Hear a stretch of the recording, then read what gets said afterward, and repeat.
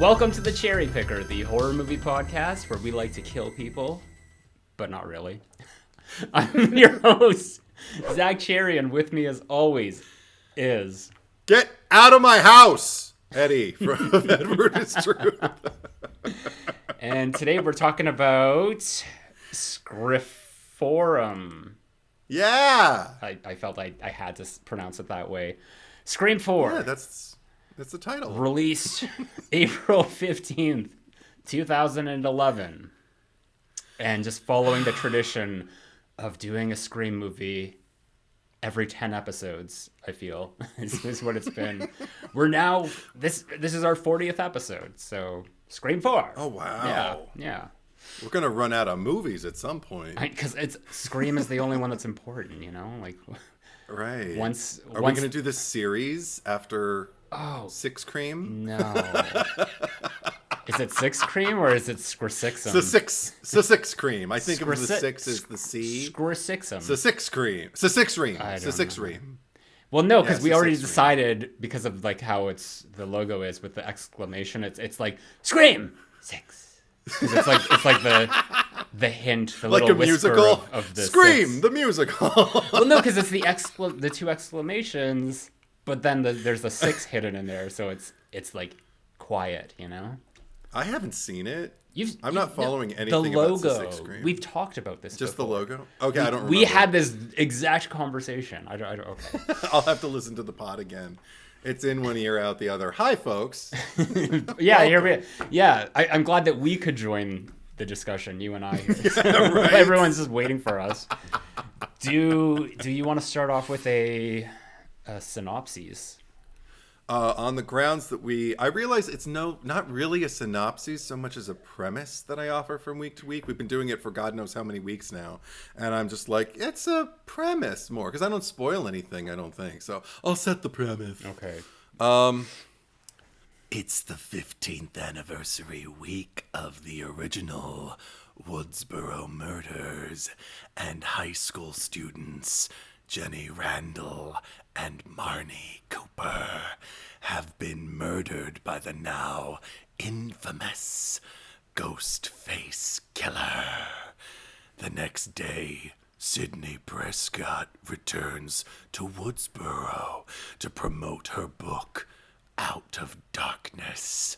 But once some damning evidence is found in her rental car, Sidney becomes a suspect / key witness of the murders and must stay in town until they are solved by Dewey Riley, now the town's sheriff, his team of deputies, and his gone rogue writer's blocked wife, Gale Weathers.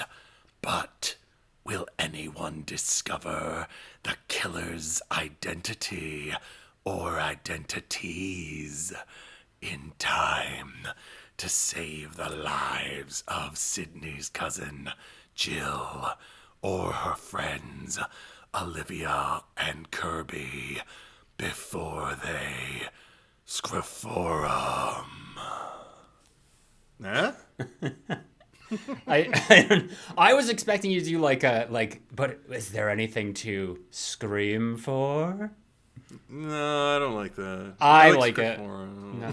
Okay, you got to say it. Great misleading premise as well.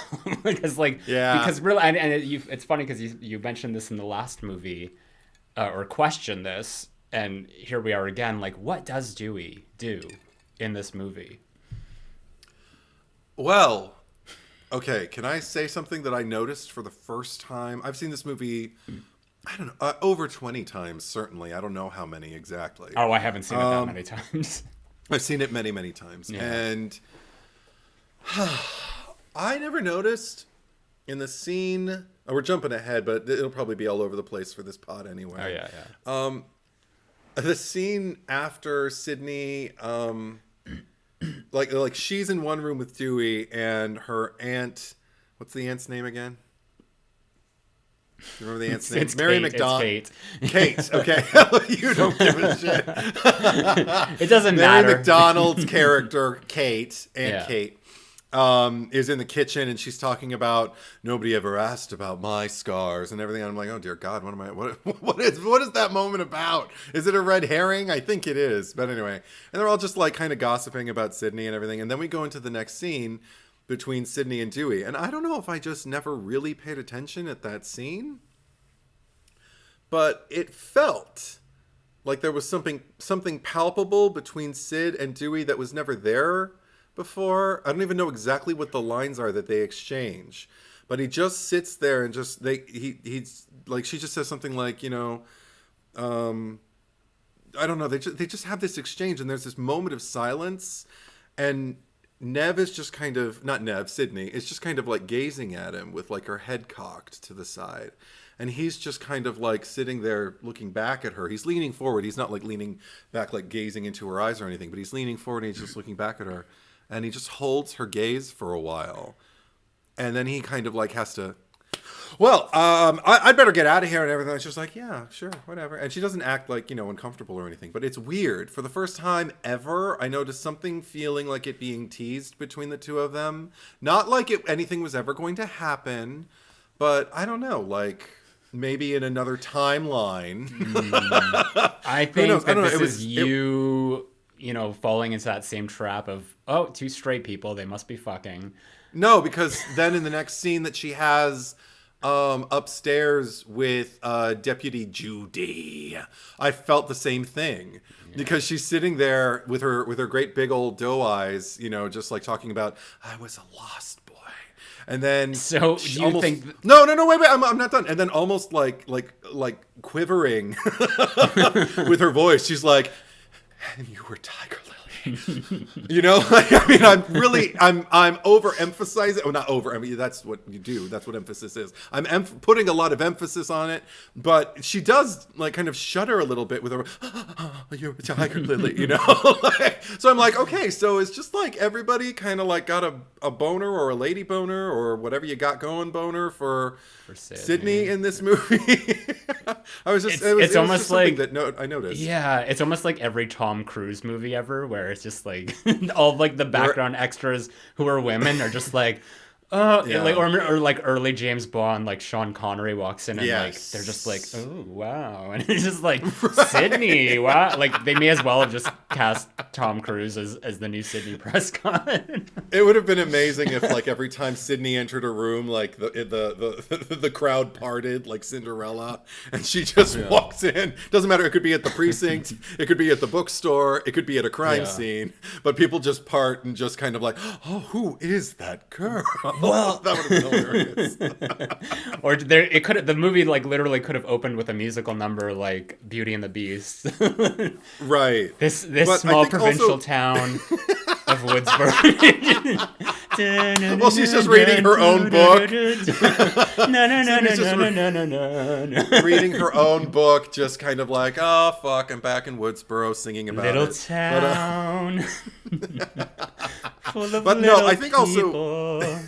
But to get back to what I noticed about Dewey and Sidney, because it was on the heels of like, I think it's right after he quotes her, actually, now I'm remembering, after he quotes her from her book about like, you know, coming out of darkness. And as he does, as like he did in Scream too. And it just opened like kind of like this softness between them that I'd never noticed them sharing quite that brand. And no, I don't think, like I said, I don't think anything was ever going to come of it. Otherwise I would have noticed it a lot sooner. But no, it was just a little, never saw that before. Okay, maybe I'll see it again. I don't know. Yeah. Unlikely. Yeah.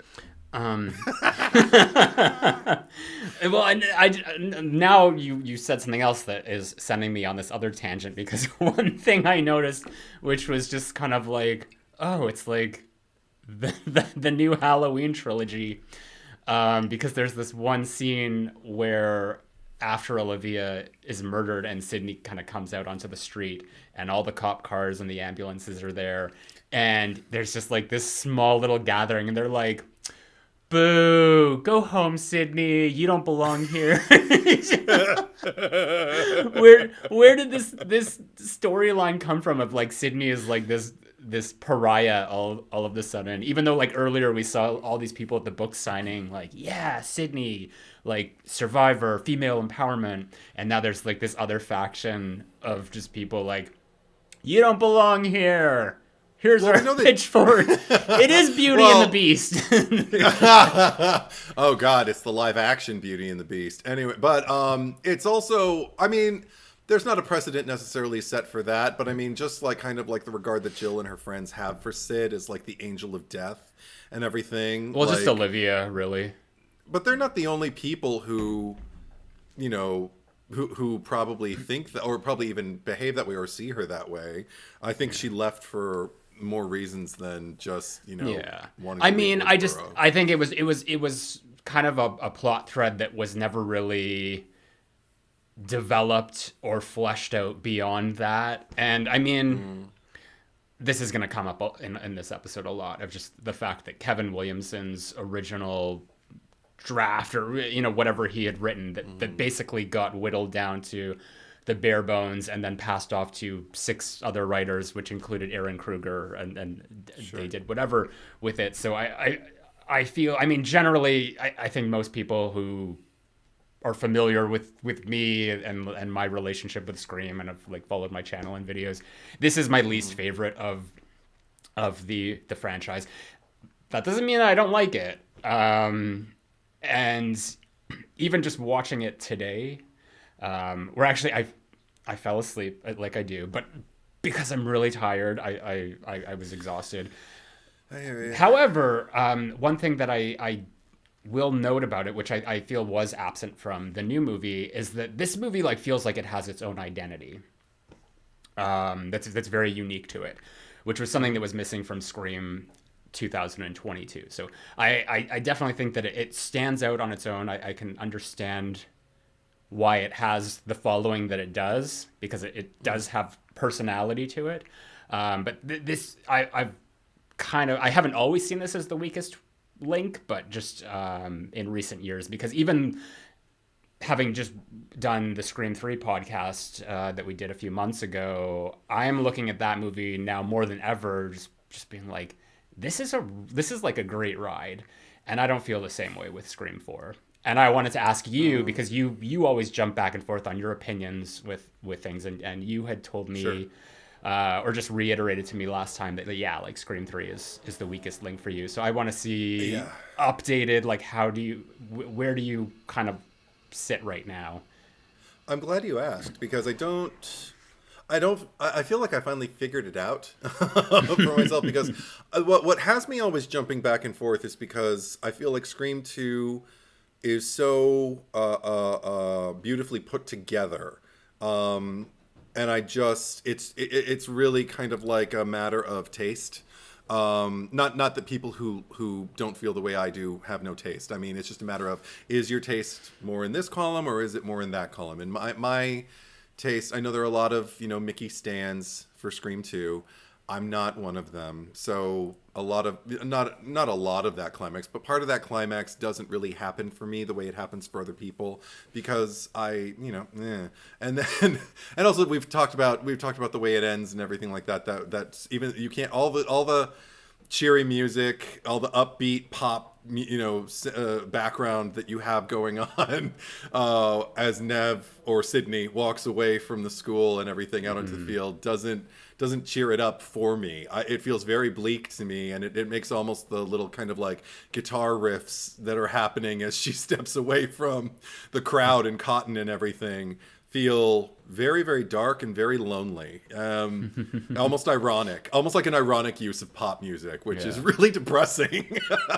Like, what is Sid's life gonna be now? I enjoy it, because it's almost like, I know it's part of the formula. It's part of like the 90s teen formula, where it's just like, like all your friends and family are not family, but like your friends are dead, and your boyfriend's dead, and you're surprised these were the killers. But it's just like, cool, now we're gonna go listen to some music, you know, and just chill. Yeah, there are a lot of 90s movies that don't wrap up for me quite in a way that I'd like, and Scream 2 is one of them. But I still like it. I still like it a lot. That's why I'm always kind of like, I feel like it's maybe more mindfully made. I feel like the work is definitely on screen. And then with Scriphorum, I feel like a lot of it is my own personal... I love to leave a movie with a bang and with, like feeling like I just got off a roller coaster and feeling like, oh, I'm exhilarated. That was great. And because I don't get the bang from Scream 2, but I definitely get it from Scriphorum, that's what has me jumping back and forth. And I think it's come back to, I hadn't seen it in a few months, many months, Scriphorum. So it was good to revisit it because I felt kind of refreshed and ready to see it again. I did have to stop also, not because I fell asleep, but because I knew I might fall asleep, and I only had a half hour to go. So I'm like, okay, I can finish the last half hour before we record today. So I did. But while I was watching the first part of what I was watching, I actually kind of enjoyed it more than I ever have. I think knowing exactly what it is when I go in helps a great deal.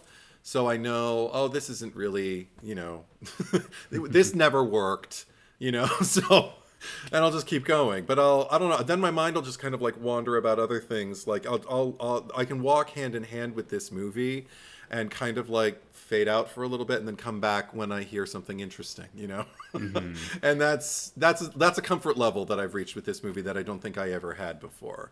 So I think this might right now again have just kind of knocked Scream 2 down. Okay. So current ranking? Where are you at? Well, I still have to rewatch the new one because that one was very high. Okay. Well, of the four of the initial four, I'd say original at the top, Scriphorum below that, Scream 2, Scream 3. Okay. Yeah, I would go 1, 2, 3, 4. Okay. Yeah. without including the new one. I mean, that's not a bad decline to go on because I still think that don't like that 1 to 4. I mean, it's the quality is still consistent throughout them. I can't say the same thing with the Halloween franchise or the Friday the 13th franchise or it's. I think really and I've said this before. The only other franchise besides Scream that I think is consistent in quality is Child's Play, and that is not including the remake. We don't talk about that. Yeah, we don't. Talk about that. Don Mancini don't talk about that. I don't talk about that. Exactly. But anyway, you used the word bang, and I want to ask you specifically, like, what is it that bangs for you? Sorry, I had like an imagery of Gale in Scream 3. But what is it that bangs for you in this movie? It is everything from I'd say arguably everything from the moment we enter the murder room, which is the red room in Kirby's house, through to the end. Like, I mean, it really ignites once we finally learn who the killers are and everything like that. But just seeing, I mean, there's a reason I quoted Kirby. I didn't even premeditate that. Like, I forgot I was going to do a quote, and I'm just like, that's the first quote that comes to mind. I don't know. There's also something about the way Hayden Panettiere says it, because it's a weird cadence. Like, ordinarily, they'd be like, "Get out of my house!" But she's like, "Get out of my house!" It's just so singular and distinctive, and but I don't know. Because she occupies so much of the screen, I guess, during that time, and I my only take on that is that, like, who's gonna kick him out? Because I feel like that character Trevor is probably the most like physically imposing of any of them, because they're all like short little kids, right? So it's like, and sorry, not to like denigrate anyone by height, because you can obviously be very capable with a smaller stature, but these are kids who are like 5'4", like both of the killers. So like Herbie, she's not gonna like go up there and just like, "You get the fuck out of my house or I'll fuck you up," like, it's just like, is someone gonna help me get this asshole out of my house? That's how I interpret that. Or could he just be like a decent human being and realize he hasn't been invited? He doesn't belong here. Get out of my house. Anyway, yeah. Well, that's the thing. Like, he was invited like through trickery. Yeah. And because I do want to talk a lot about the extended cut.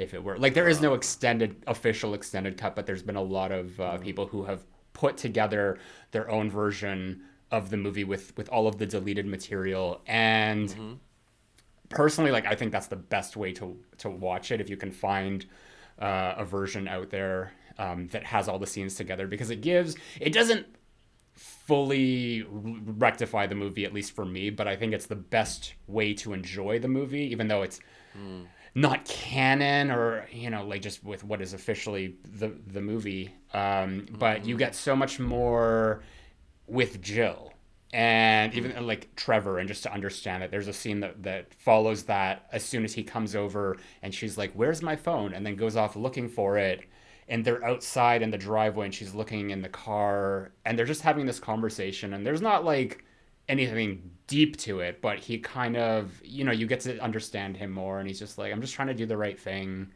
and like, I want to help you find your phone." And she's like, it's still planting the seeds. If anything, it makes her feel more like, it just, like, for us as an audience to have more empathy for Jill. And I think I don't know if the reason that was cut is because they wanted to make sure that we had no empathy for her, because there was the twist that she was the killer. But there's like a lot of scenes, like there's one of her at the hospital where first she's talking to her mom, because the mom gets more material in extra scenes as well, and then she's talking to him, and it kind of like paints him as more of a suspect again there too. But we see more like into her soul, or just like what her hopes and aspirations are, and how she feels weighed down by living in Woodsboro, and all this stuff that I think it's part of her cover. It's you know, part of what she's the facade that she's trying to put on for everyone, but it's still it makes the story more interesting. It makes the characters more interesting, because as it is right now, it's kind of like that formula that we see in a lot of movies where there are three different storylines of just like we're following these character threads, and we're getting something from all of them, but we're not getting like a fully complete movie that feels satisfying. And we just talked about this in Halloween Ends last week, where we kind of had like the Corey stuff and the Laurie stuff, and it's almost like you have all these people, like it's an ensemble, like it's an ensemble movie, and you have to. It's like everyone's kind of fighting for their piece of the pie, essentially, and no storyline here feels completely whole or fulfilling. Because even like the trio, the OGs, by the time the movie's over, and like that whole tacked on scene at the hospital, I'm just kind of like, what do any of them do in the movie? I feel that like Gale has the most agency out of everyone here, and her storyline essentially ends at the midpoint. And then it's just we're following the kids, but they're not really doing, like, Jill disappears from the movie for such a long chunk of time. So that's probably my biggest gripe with the movie, is just like I don't feel particularly connected to any one individual person. And see, because it's interesting to hear you like describe you know, hens also in this context, because I can't help but wonder, and I wondered this when I was watching Scriptorum last night, and having like a really, really good time. I was like, I wonder if, because Hens is the last new movie. Like, did we clarify for everyone that Hens is Halloween Ends? And Halloween Ends. Okay, yeah, just making sure. Yeah. Here's hoping everybody who listened to the Hens podcast is listening if we said, I don't remember after the fact. Yeah. Anyway, but Halloween Ends is Hens, and it will be for the rest of my life. Hens. So Hens. No, it's the most recent release that I've seen of late, and it's still very fresh in my head, and I've seen it twice, so it is very much in my head. And also, everybody's talking about it; they haven't stopped, so it's in the ether and everything. Anyway. Very much like very prominent all over social media and everything. So I'm spending a lot of time thinking about it and talking about it. And I couldn't help but wonder if part of the reason I'm enjoying Scriptorum so much is because I enjoy it so much more than Hens. And what you're talking about as far as like the ensemble aspect of it, I think actually really works for me with Scriphorum, in the sense that I like that it's more like kind of catching glimpses of what these people's lives are, both the legacy crew and the new kids, just to get enough to kind of like keep the story going. Because even though it is, isn't it like an hour and 50 minutes or something like that at its runtime, it's just under 2 hours, I believe. Yeah. And it doesn't feel like it to me, actually. It feels like it moves pretty. I don't really feel like a lot of dead weight in it and everything like that. Not like I ever felt dead weight in any Scream movie much. Yeah. Everything seems to kind of like, always be very, very geared toward like escorting you through something. And so I appreciate that. But, yeah. If anything, like I felt that it could have used a little bit more weight, because it almost, like, from the midpoint on, it almost felt like every scene was kind of set up as the finale. And I get that like, this might be the most self-referential of all of the movies, because it's literally like, we see this even in the opening scene of just like Anna Paquin and Kristen Bell just being like, oh, that's the stupidest shit ever, and like yada yada, like basically just calling themselves out as they go through it. And I mean, like, maybe that works as a joke the first time, but that's the kind of shit that feels stale by the time you come around to it again, for me.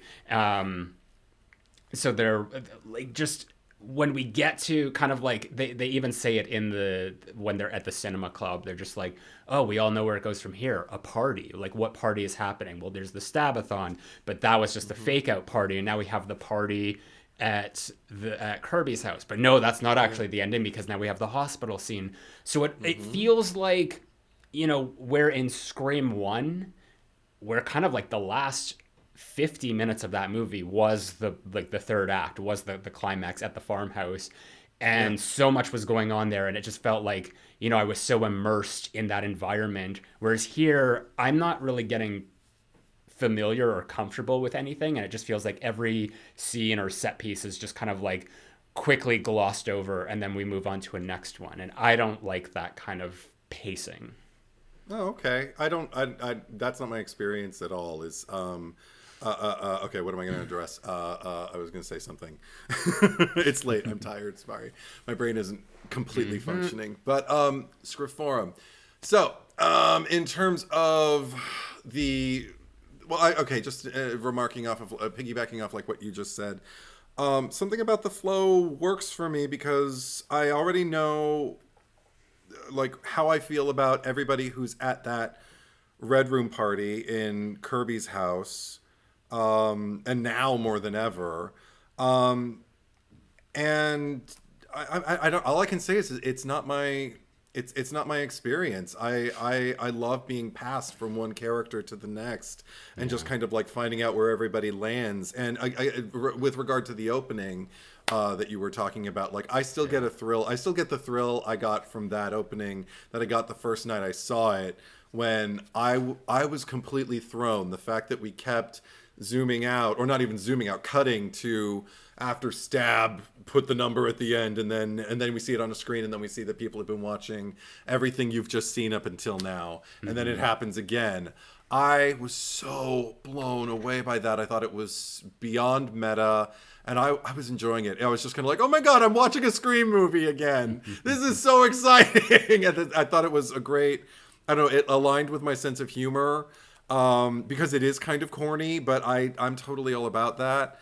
And then because, okay, we can talk about kind of like the conceit of the film also, because you and I have had this conversation off pod before, and I just would like to cover it here. I feel like, of course, like, you mentioned like the visual style, like, it having its own look and its own distinct kind of like tone and all of that, apart from the three films prior. I agree with you, but I always felt like that was something that I always felt like it was something done on purpose. I feel like you can't create a look for a film like that without intending to. The high contrast, because all of the brights are so incredibly bright, all of the shadows, people are almost getting swallowed up in the shadows, whether it's day or night. And I felt like it was making a comment about like the kind of gritty realism that we were getting from the reboots. Every reboot that Kirby rails through in that phone call with Ghostface.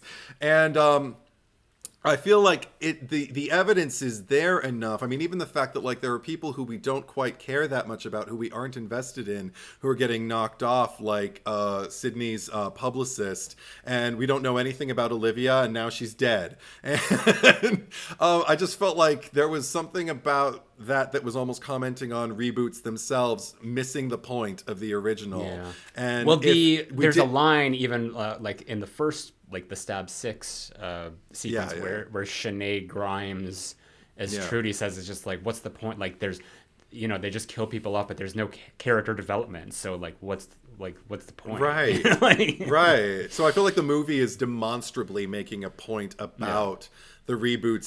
The characters are criticizing within it, which is also very meta. And if it didn't end, like, isn't Sydney's final line of the movie, "Don't fuck with the original"? Like it's not the final line, but it's okay. It's her like big line. It's her like final. Get away movie, from her, you bitch. Yeah, every movie she has kind of like a sarcastic little thing. Like in the new one, it was "Enjoy that torch" or something like that. And what was it in 3?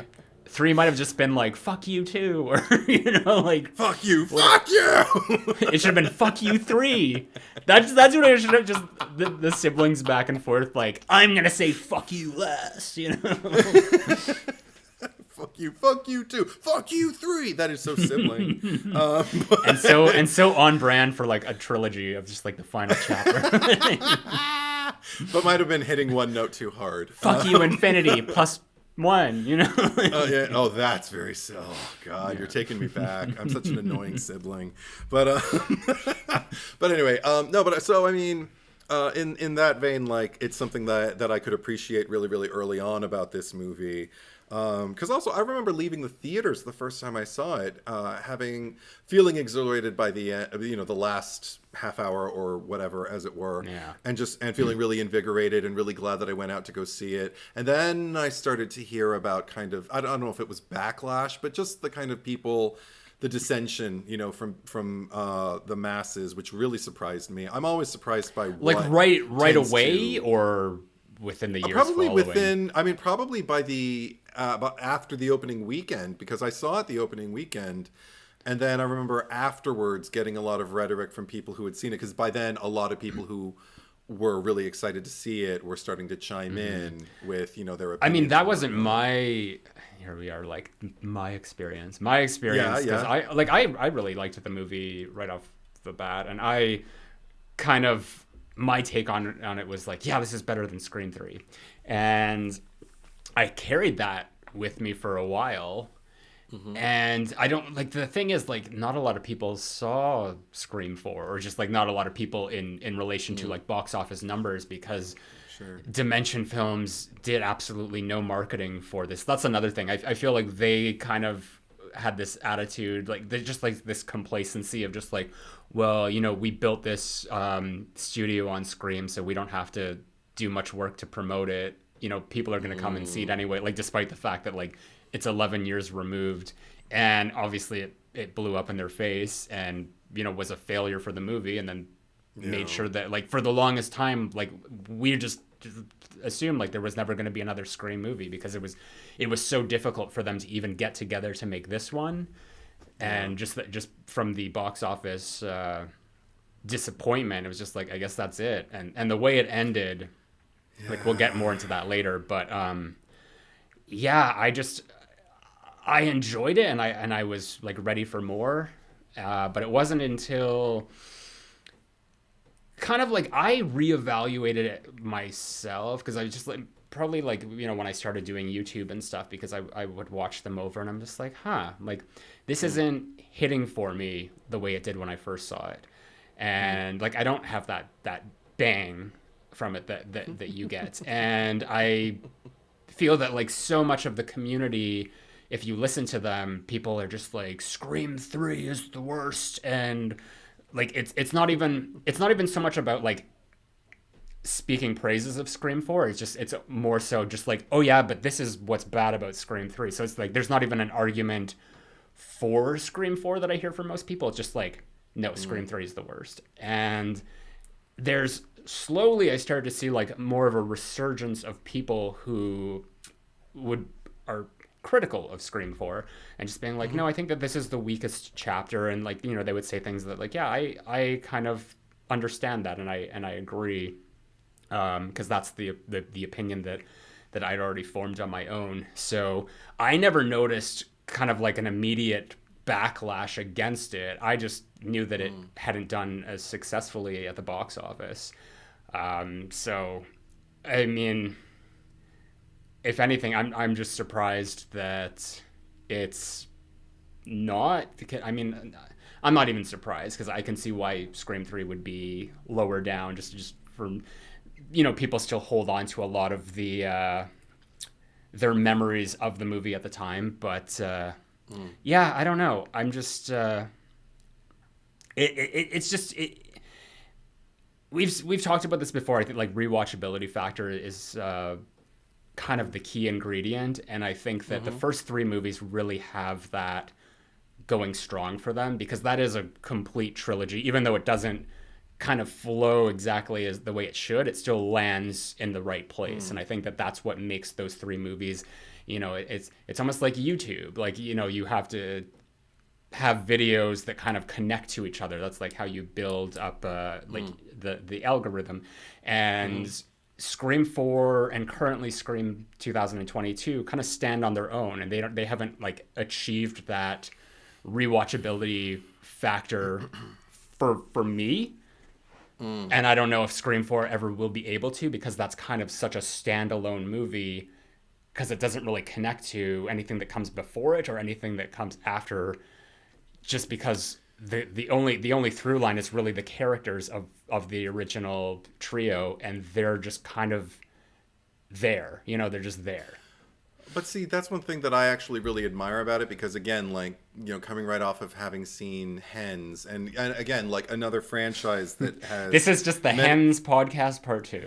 Well, no, you'll hear why. You'll hear the context and understand why I'm bringing it up, because like here we've got like legacy characters who come back, and new legacy characters who are introduced and then come back and everything like that. And I have after that pod, it's no mystery that I have a lot of criticism for the way the characters that I cared about in that franchise were handled, as far as like, even like that doesn't even sound like something you would say. And I feel like they may not take control of the movie. They may not be necessarily the leads of Scriphorum, Gale, Dewey, and Sidney, but I like the fact that they're there and that I'm getting who they are. Like, I feel like, well, that's what they would do in the situation. If the script gave them more to do, I'd be on board for it. I'm not saying, no, they have the exact amount of time that they should. But I don't have any complaints, because I'm still getting Gale from this. I'm still getting Sid. I'm still getting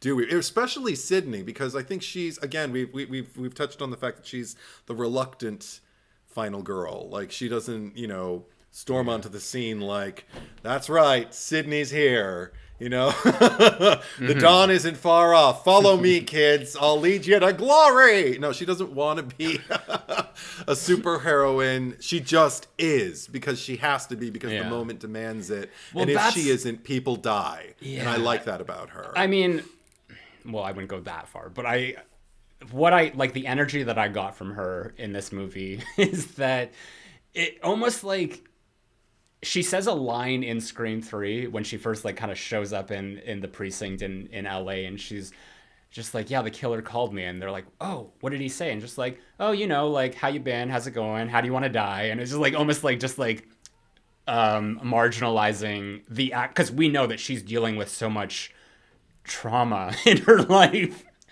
I can't say that word without giving a straight, but she's dealing with a lot of shit, and she's just kind of, she's minimalizing it to nothing, just because that's what she does. You know, she's got to keep like a brave face, and her attitude in this movie feels like what she spoke. It's just like, oh, this again, great. Like, can I just go? I just want to go. And they're like, no, you got to stay here, unfortunately. And then she proceeds to spend the rest of the movie, at least up until the midpoint, like doing things like reading a book or making tea. And it's just like, Well, it's like, what are we gonna do? Watch her wait in the wings until she's ready to be called upon? Until like they shine the Sydney signal in the sky, and she's like, now's my time. well, yeah. I mean, she's waiting for them to make the next move because she knows that anything she does is being monitored, probably by multiple people, and she knows just okay. If I just sit tight and just wait for the next thing to happen, the next moment that's going to like present itself to me, in the meantime, I just got to keep myself calm, and I just gotta, just baseline, just create a baseline. A foundation, just keep myself sane because I've been here before, and I dig that. I mean, and then I love that like her first response to a phone call from Ghostface. It's after Olivia gets slaughtered, and she Batmans across the street and runs up because the Sydney signal Grabs guy, the flower pot, Yeah, right. But she goes in and she sees the intestines and everything. That's another thing. Is just like I don't remember. Did we see intestines in this? I feel like we did. Yeah. Wait, did we see intestines? Olivia's whose intestines? Olivia's, No. I mean, like, before Scroforum in the Scream franchise, did we see? I feel like we saw. Someone's. Like Casey. Oh, we saw the Steve. boyfriends. Yeah, kind of. But Spilling I think this out, was this was the that most got cut significantly we've seen. Yeah. Yeah, and they were gross. They looked dirty. Anyway, it It looked like like like you go to like Olivia's- the supermarket, like the meat counter, and there's just like all the like the sausage roll. Like that was just like on display. It's just they just need to put like little price tags in it. It's just like even the blood looked darker, which made it look more real and gritty. And the blood was like all over the wall when she came everywhere. It's like yes. But I spit on your garage. But anyway, but I love that like she sees the body and she's like she's shook because she knows it's happening again. It started and then the phone rings and she picks it up. She just goes, "What?" And I'm just like, yes, Yeah. Clock in. But that's the thing. Like it's like that energy, but then it's kind of like now we're just gonna wait. Now we're just like, because that's the moment where it's just like, now that you're here, you need to show up. Like you need like be more proactive. And I don't know, like I want to see exactly what Kevin Williamson's original draft was, because there was so much different. Like apparently the opening scene, I don't know what it was an homage to, but it was like this dinner party where it actually took place several years before, and she was attacked and all of her friends were killed, and then she was in a coma, and it picks up several years later, and the Weinsteins were like, no, we don't like that. It's because it's like we need this to be speedy. That's probably why this movie is so quick paced. That there's like the ending, as far as like the hospital stuff, never happened, and the movie ended with Jill like being taken away on the stretcher and then someone saying, "Oh, we have another survivor, a female, supposedly either Sydney or Kirby. I don't know who it would have been." And then it would have like then segued into whatever his idea for Five Crane was, which was going to be like the Scream 2 remake of just like Jill going off to college and then kind of being stalked, or someone knows her secret, that she was a killer or something like that, which would have been fun. I mean, like if they had full on committed to taking Sydney out, like I wouldn't have loved that idea. But if it meant that like we still get more Scream stories, we get to like continue with like new and innovative ideas that we haven't seen before, then absolutely, I'm all for that. I like to see like originality and freshness, because this franchise, like as much as I love it and as much as each entry kind of has its own unique flavor, it does hit a lot of repetitive beats, which it's gotten to a point where you can see everything coming, like Anna Paquin, like there's no surprise, there's no element of surprise.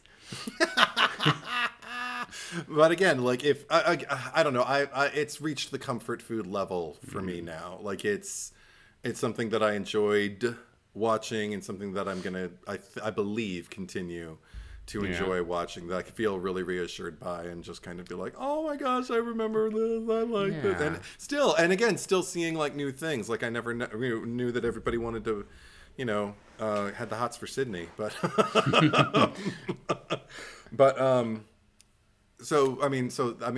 those are all elements that like contribute to, I guess, my fandom of this, but also just the sense that like I know, and because she's become legendary now among horror fans on social media, Jill, as so many people's favorite ghost face killer.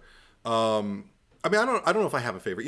Favorites are hard for me. Rankings hard for me. I don't like who's the best. I don't even know what that means. Which doesn't make sense to me because I know you love making lists. So it should be easy. To-do lists of activities. Well, then to-do rank your ghost face. No. But the only... Okay, did we already cover that? Okay, a little tangent. The only reason I ever started ranking things was because I had seen like franchises that I loved so much, like Nightmare on Elm Street and Friday the 13th and Halloween.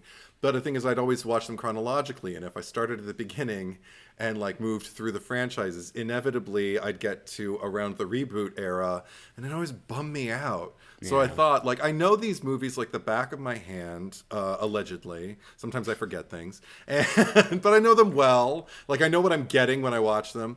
Maybe if I rank them like from best to worst, or worst to best rather, and watch them in that order. Start with the worst one, because every one of them I own what I believe are the worst installments of the franchises. Yeah. So if I start with the worst one and work my way, I'll always look forward to what's coming next, and I'll end with a bang. I'll go out with my favorite, and that'll make me happy. Yeah, I think you can definitely do that with franchises like Texas Chainsaw and like Friday the 13th, because there's not really a lot of just consistency in just like an ongoing story.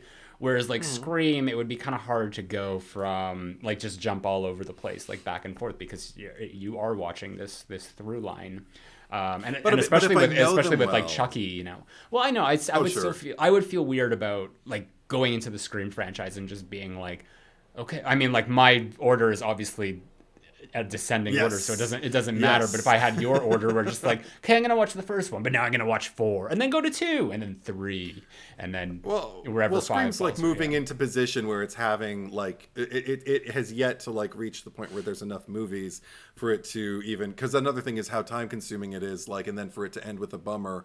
All the franchises that I've named, including Texas Chainsaw Massacre that you named, they all have more movies than the Scream franchise, so that's a slog, sitting through like 8 to 12 movies and only to be bummed out at the end of it. Then it feels like you've wasted your time. So I still do Scream chronologically. There aren't enough movies where it calls for me, but also again, because my ranking is so kind of all over the place, it's and also I Scream is also a franchise where they've yet to release a Scream movie that I full on dislike.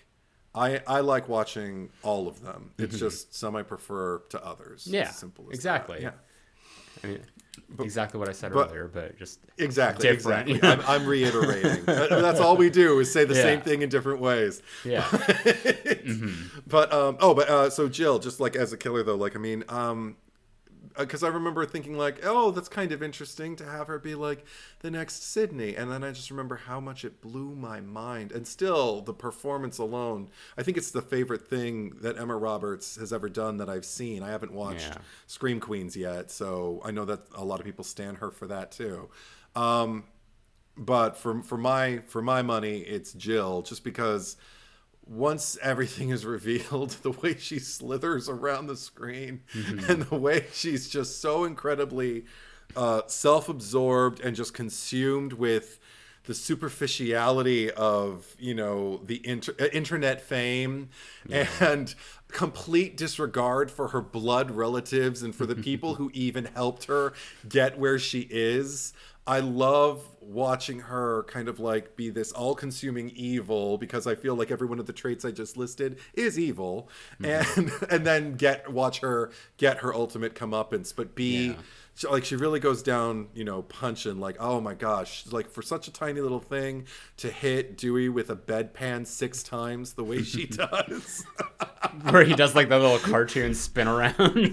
Yeah, after the third one, and then she's just got 3 more in it. Like, she's doing what I always want my final girls to do, which is double tap, and then triple and quadruple tap. But she's ironically not. I think her character up until the reveal is such a non-character, but once we get the reveal, like what I love about Jill in this movie so much, because it's an energy that reminds me, and I'm a huge South Park fan, her energy reminds me so much of Eric Cartman. But specifically, there's one of my favorite episodes, Casa Bonita, where, and I went through this all in my video where I ranked the Ghostface killers, is this entire storyline where the Kyle, the Jewish boy, is having his birthday party, and he's allowed to invite 4 friends. So just because they're like a foursome of like the main kids, Cartman automatically assumes that he's going. And Kyle's like, well, no, I hate you because you rag on me for being Jewish. So I've invited Butters instead. So the episode just deals with Cartman like plotting to get rid of Butters, or just like he literally like sends him into a bomb shelter for a week so people think that he's missing. And eventually ends up going, because that was like the caveat that if Butters wasn't able to make it, then Cartman could go. So at the last minute, they're all like, okay, we're gonna go to Casa Bonita, although we don't feel good about it because there's this missing kid. And on the way there, like as soon as they get there, they get the phone call that they found Butters, and they know what Cartman has done, and he's already there, and it's like they've already figured out what he's done, but he is determined to have a good time and just get the full extent of what he wanted. That he literally does this speed run through this like restaurant, like a theme park, where he's like going down like water slides or whatever, and like going through these like caves with fake treasure and stuff, and just having a really good time, and like grabbing food off of people's plates and like shoving them in his mouth. It's so Jill. It's Jill at the end, and like Sidney being like, you're never gonna get away with this. Oh my god. Yeah, no, I enjoy. I'm saddened that like she seems to become like a heroine for some. Because when people are like, yeah, absolutely, I don't need friends, I want fans. Yeah, and then, oh my gosh, that meme. But friends, it's just become a meme. Friends. What world are you living? Sorry, I was having a moment. And there. even just her private moment after like Sydney's unconscious, and she does. It's been mentioned. The Fight Club, reference has been made over and over and over again, and rightly so, because that's the first thing that entered my head when I was watching her throw herself around the room, and Edward into Norton the frame herself, and through the table. Yeah. I was just kind of like, oh my gosh, because that's actually one of my favorite things I've ever seen Edward Norton do, also in Fight Club. So watching Emma Roberts do it, but knowing it's in a completely different context, and knowing she's completely coherent and completely present, knowing exactly what she's doing, and still going to the lengths, because also it's this incline. It's like first there's the scratch on the face, and then there's the hand of her boyfriend, like Trevor, pulling her hair out. And then, isn't it her running into the frame? I don't know. Oh, she pushes the knife into the shoulder. Then it's her running face first into the frame, and then then it's her throwing herself into the table. And I remember just the scratch on the face was the first one. It was the first domino, and I remember the first time I saw it, and I still have this reaction. It's just like, oh god, what is she doing? And it just inclines. It's great. But then she proceeds to like crawl over to Sidney and kind of like gets into the position to make it look like, okay, I was gonna die with my loving cousin. But did you sense like maybe there was like still like it was almost like a heady and single white female thing where just like, I'm a crazy bitch and I'm gonna kill you, but I still really do love you because you're my cousin. Like I didn't get love from it. I mean, that would have been interesting, but what I get from that particular moment is actually just kind of like, I've got to get it right. Okay, her Yeah. hands like this, and it's almost like creating a mirror image, like of herself, Yeah. and just studying. Like this is the thing she's the most astute about, and this is another thing that actually kind of bothers me about Jill. For the first time watching the movie this time, her horror fandom fell into question for me. Not whether she's a horror fan, but whether she's a horror fan I admire, because obviously. For most of the point, I believe we already had this pod where we discussed like who was the ghost face when, and who was on the phone, and who was in the thing, and all that. Mm-hmm. But Go check it out. I feel like Who Killed Who in the Scream franchise. yeah, it's popular for a reason. Episode folks, but, 8. Yeah. yes, but she obviously I love envisioning her as the voice of Ghostface, and that means she has the references at hand to like go through the quizzes that she needs. And I don't think she's looking at a tablet, going down the questions or other. I think she's half planned, half kind of on the fly, like what are you going to know, what aren't you going to know, and everything like that kind of thing. But the fact that I feel like her fandom might solely be motivated by narcissism and her own self-promotion, like it's a means to an end. I feel like she's an incredible student of anything that's going to get her what she wants ultimately. Yeah. And like with Charlie, once it stops being of use to her, I feel like she'll just cast it aside. I feel like she may never go see another horror movie again after her plan kind of like goes over and she wins the day and gets everything that she fought for. And that kind of bothered me for the first time I thought about that. So essentially you're saying that she doesn't actually love horror movies like the way that like Billy and Stu did. She's just kind of like it's just a means to an end. Which is an odd thing to criticize her for and to kind of not praise Billy and Stu for, but it sounds like it, doesn't it? Yeah. and even Mickey. Like, Mickey was obviously a huge horror fan. So that's one like column that I think Mickey checks for me that Jill doesn't. And it made me a little sad, actually, to think, oh, she's not in it for the passion. She's in it for the promotion. And that really... that earns a demerit. You, yeah. That's a demerit on my roster for my ghost faces. I have higher expectations for my ghost faces. I mean, what I would have loved to see, okay, if they had gone the route and just had her kill Sidney and then just gone on and found fame and success, like I would have loved to see a thing where she because she's trying to be the new Sidney and she becomes like an author, like a big, and I would have loved it more if she had become like an author of horror stories, like the next Stephen King or something. Oh and my God. And that be her like big thing, and that and then that movie kind of be the killer. Like I said before, just like, I know who you are. I know that you're a killer, and kind of like, join me, we'll kill together, or I'll like expose you for who you are and murder you anyway, or something like that. And then kind of have that thing, but then have like a whole twist and find out that she, was still like a killer all along, like working independently of the other killer. And just, that would have been like the twist ending there. So it's like, no, it's Jill. She's the killer again. Right. No, even though, but you spend the entire movie and like finally like getting that empathy with her, and feeling like like, even though she's not a character that you're particularly is good or moral, but just kind of like at least get on board with her, and then find out like, you tricked me, like you pulled the wool over my eyes for a second time. Like that would have been a fun story to go through and just have the twist. And I love the author angle. Yeah. It gives me serious like Annie Wilkes vibes, which makes me like the idea even more. Well, even just like referencing single white female, like that's because like what I've said that I really love about at least like the earlier Scream movies is sort of like the way that Kevin Williamson tied it back to the horror movies of yore.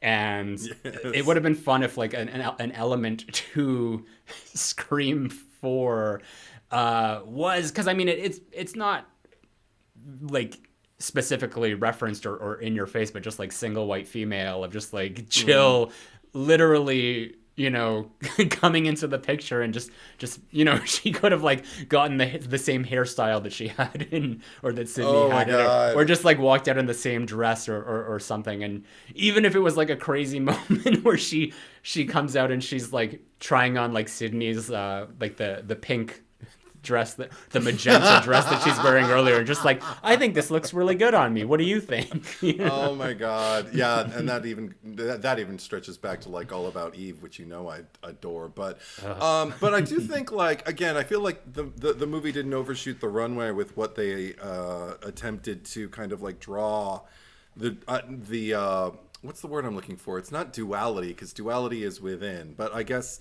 maybe the kind of shadow self that Jill was, you know, already kind of like suggesting just by existing, with like her boyfriend coming through her window, and even Sydney looking at her and going like, "You just remind me of me." Because I remember when Sydney said that the first time I saw the movie, I remember thinking like, "Yeah, me too." Like, you know, like she's kind of like the reboot you, and it's scary. I understand why you want to protect her and why you want to be there for her and all of that. Like, it was like she has to watch her friends die. Oh, because there's also that other line. See, this is where I love Sydney's passivity, though, because it's not just passivity; it's observation. I love the fact that she goes into, I think it's the kitchen, to talk to Jill at one point. She says, you know how people say, "I know what you're going through," and you know that they never could possibly know.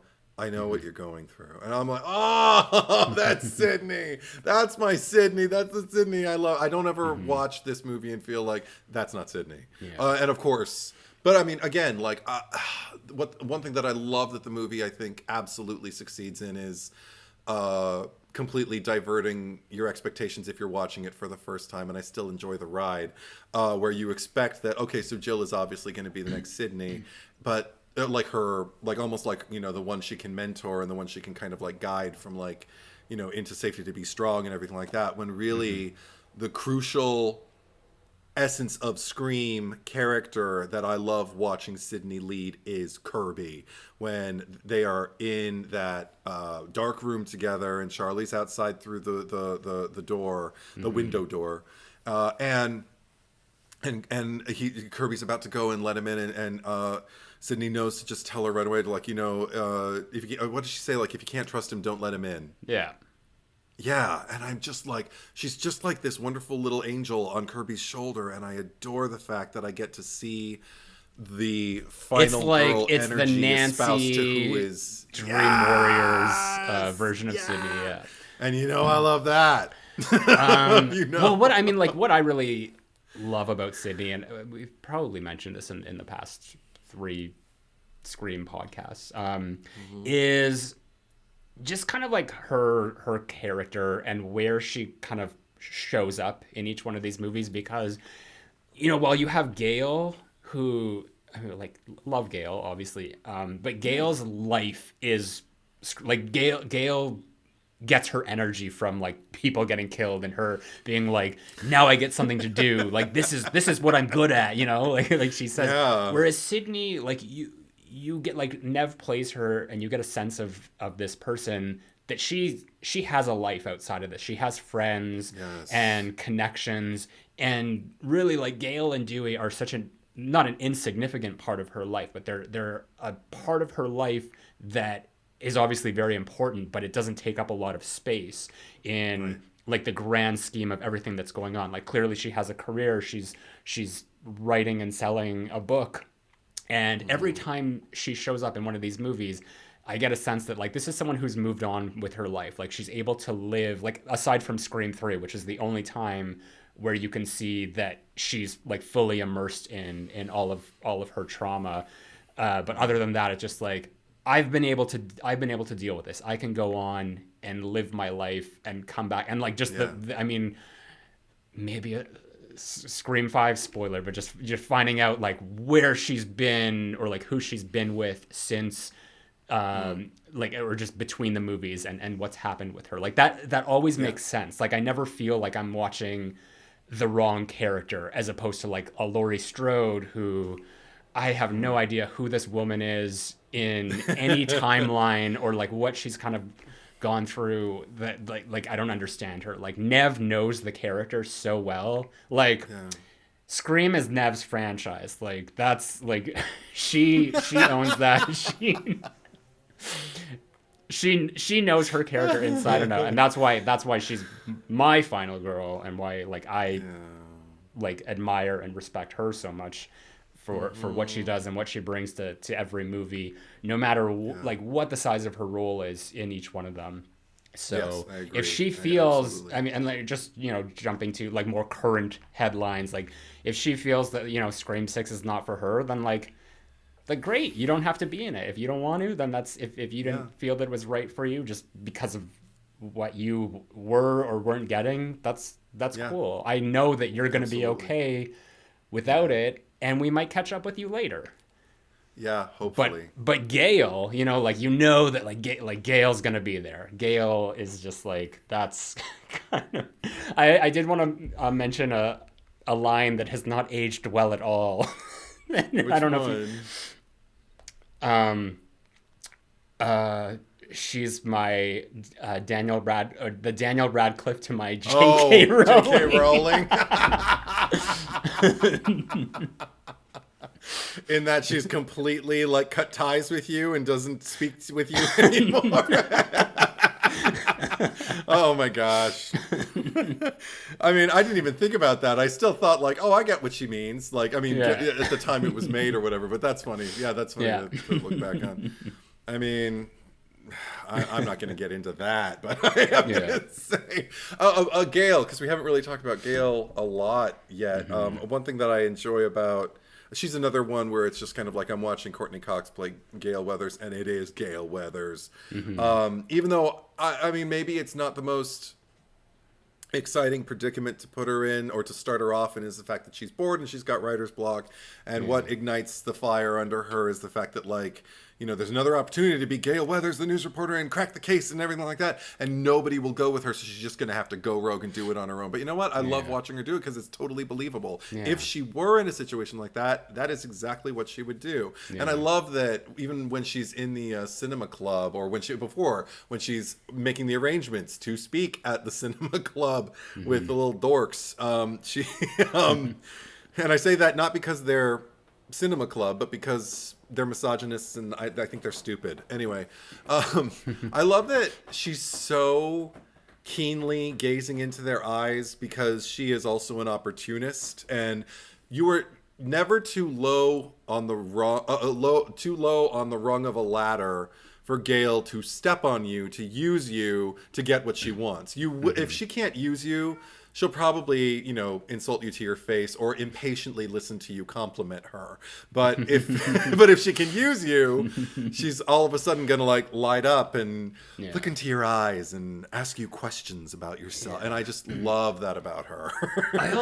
It felt like, okay, and this is where a lot of the issues come in of how much was excised from this movie, and how much like just the producerial tampering of like what eventually showed up in the movie. Because even in the commentary, Wes Craven said it was something like they originally had like almost 2.5 hours of a movie, and so much got cut out. And this is after the Kevin Williamson initial draft had already been changed.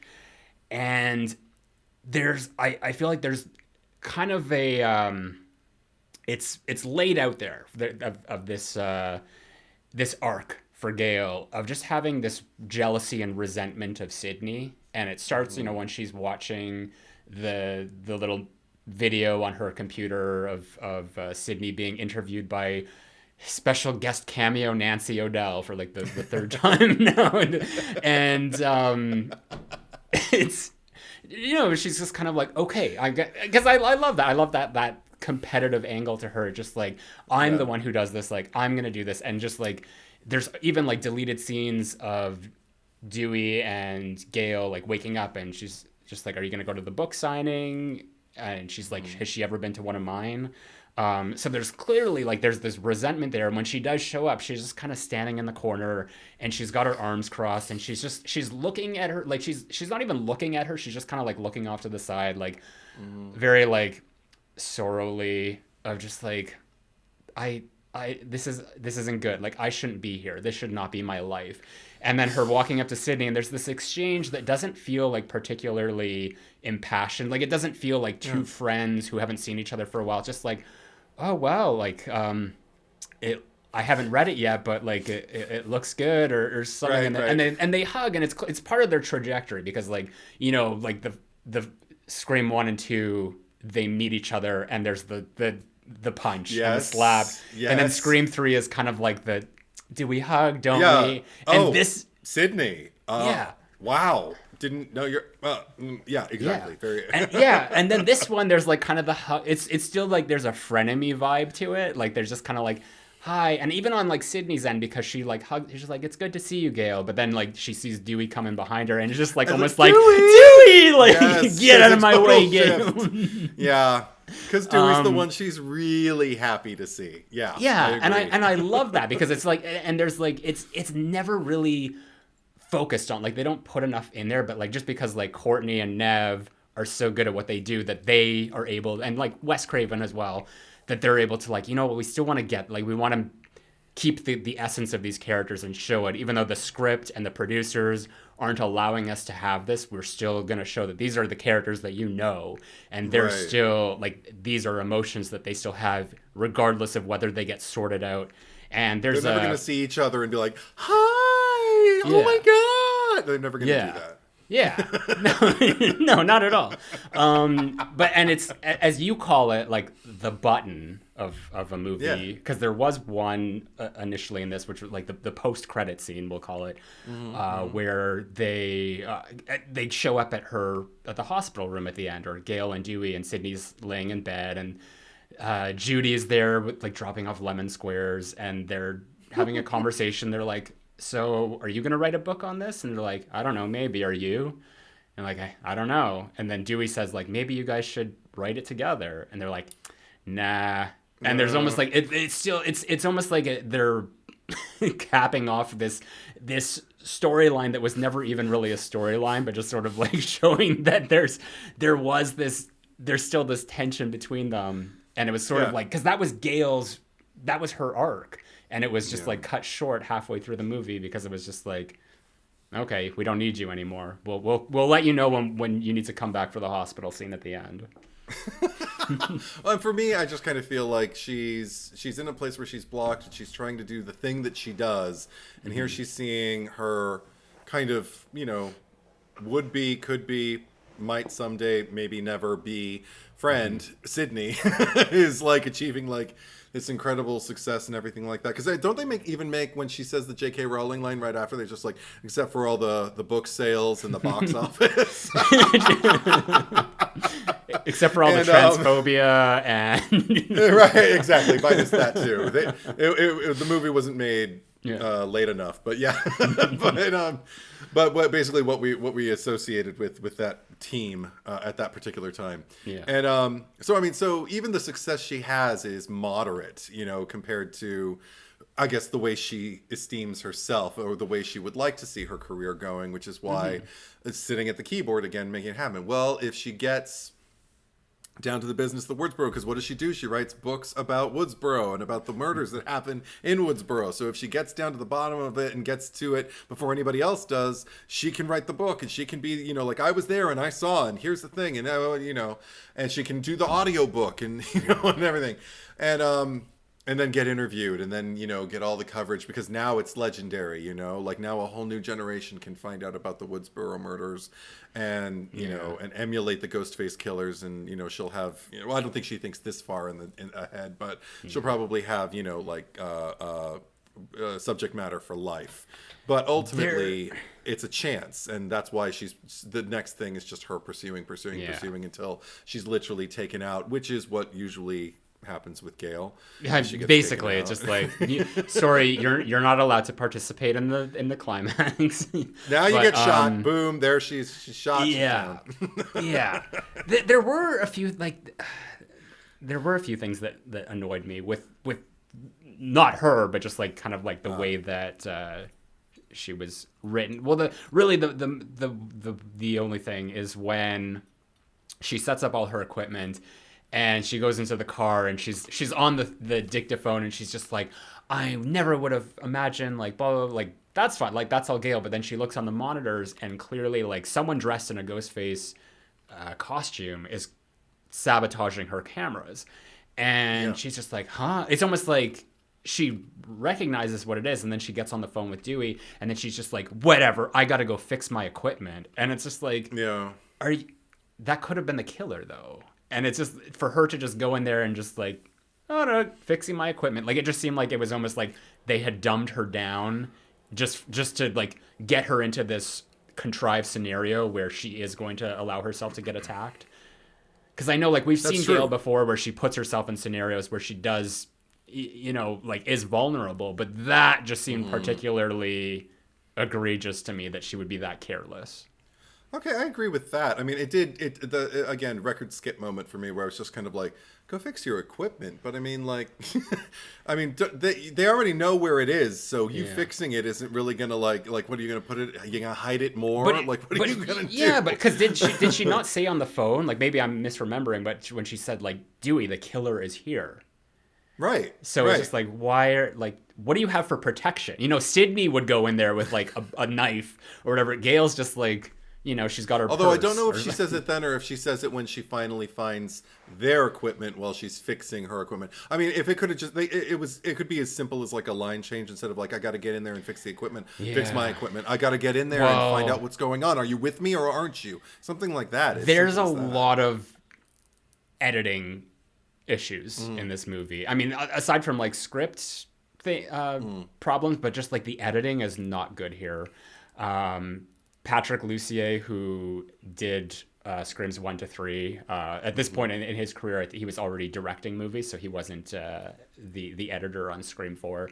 And I don't know, I didn't look up the name of the guy who did it in this movie, but it's the issues are very noticeable, and especially like for me with the whole like who killed who thing, because there's so many instances where just like you can't account for like the time discrepancies of like where everyone is at the same time, of just like the like we've talked about this in a lot of depth in that who killed who episode, so we won't go over it here, but there are a lot of things in this movie where it's just kind of like, okay, like that's where it feels like really glossed over to me, because they were speeding through everything, that they didn't really take the time. And I don't think this is any fault of Wes Craven. I think that his hands were just tied, that it was like, you know, he did the best of what he could with what he was given, and it was just like, I can't work this way, which is why he was hesitant to even come back to the franchise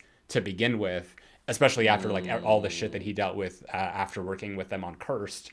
Because that was the nail in the coffin for him, and it took a lot to convince him to come back. Like he probably made like the biggest payday of his life on Scream 4. That's the only way I can imagine him coming back to this movie. But it's almost like it's, you know, we hear John Carpenter talk about this a lot. It's just like there's the creative side of what you do, and then there's the business side of what you do, and it's just like they don't always balance or mesh, and you just have to, you get to a point where it's just like, which one am I gonna like lean more towards? And it just seemed like in this case it was just Wes Craven being like, just in spite of himself, just kind of like, I guess I just have to suck it up and just do what they want, because from everything that I've heard, this was not a pleasant set to work on. I mean, again, like the promotional stuff, you have to take it with like a grain of salt. I'd wonder what, you know, the stars of Scriphorum, especially like the younger kids, would say now. But I watched some interviews with them, you know, at the time of them promoting the movie and everything like that, in their little director chairs with Scriphorum in the background and stuff. And everybody seemed pretty happy, who they were interviewing anyway. Like I saw Hayden Panettiere and Emma Roberts, and of course the trio, the Legacy trio. But and they were going through their separation, divorce at the time as well. I think they were divorced by the time they made the movie. I know they were certainly separated. I don't know if they were full on divorced, but I know I remember going in and thinking like, oh, it's ironic. but it was okay, because you know, they're both good eggs. But but so yeah, but just hearing them talk about like what it's like working with Wes and everything, and everybody was so. It didn't seem like they were lying or trying to like sugarcoat it or anything like that. Everybody just seemed so incredibly inspired by him as just an energy on set. They're just like, he's incredibly affable, and like you said, it's interesting because I feel like that energy, that kind of kindliness, that generosity, that like kindness of spirit that like is going to make everybody feel good and make them feel like, okay, let's keep going, is allows him to keep things running smoothly, which unfortunately I think is how he counters, if he's hit up against a wall with the producers or with the studio or whoever it is that he's butting heads with. The only thing he can do is try to like kind of protect the kids, as a parent. Like, yeah, totally. Yeah, that's always like just been the energy, like especially from like the way that Nev has spoken about him in the past too. So I think that it just like not to ever say that like Wes wouldn't just be like fuck it, like fuck you, do whatever. Like clearly like he's still like he will give 100% of what he has into doing things, but it's just like it's like an internal struggle of just like, how do I deal with this? It wasn't as fun. Like the first movie was like clearly the most fun, and it was like diminishing returns each time coming back, because it's like once the studio realized like, oh, we can make money off of this, here's what we want you to do so we can make more money, and it's like at the cost of like that's like the main narrative that's come out of like the Weinsteins, other than like the other stuff, or just particularly with Harvey, but in this case more with like Bob Weinstein, because I think Bob is more of like on the dimension side, or was more on the dimension side of Miramax, is that it was what people had said was that it's just like they were paying you a lot of money, you were making the most money that you ever did, but you weren't being paid for the work that you were doing, you were being paid for the abuse that you had to endure and keep your mouth shut about.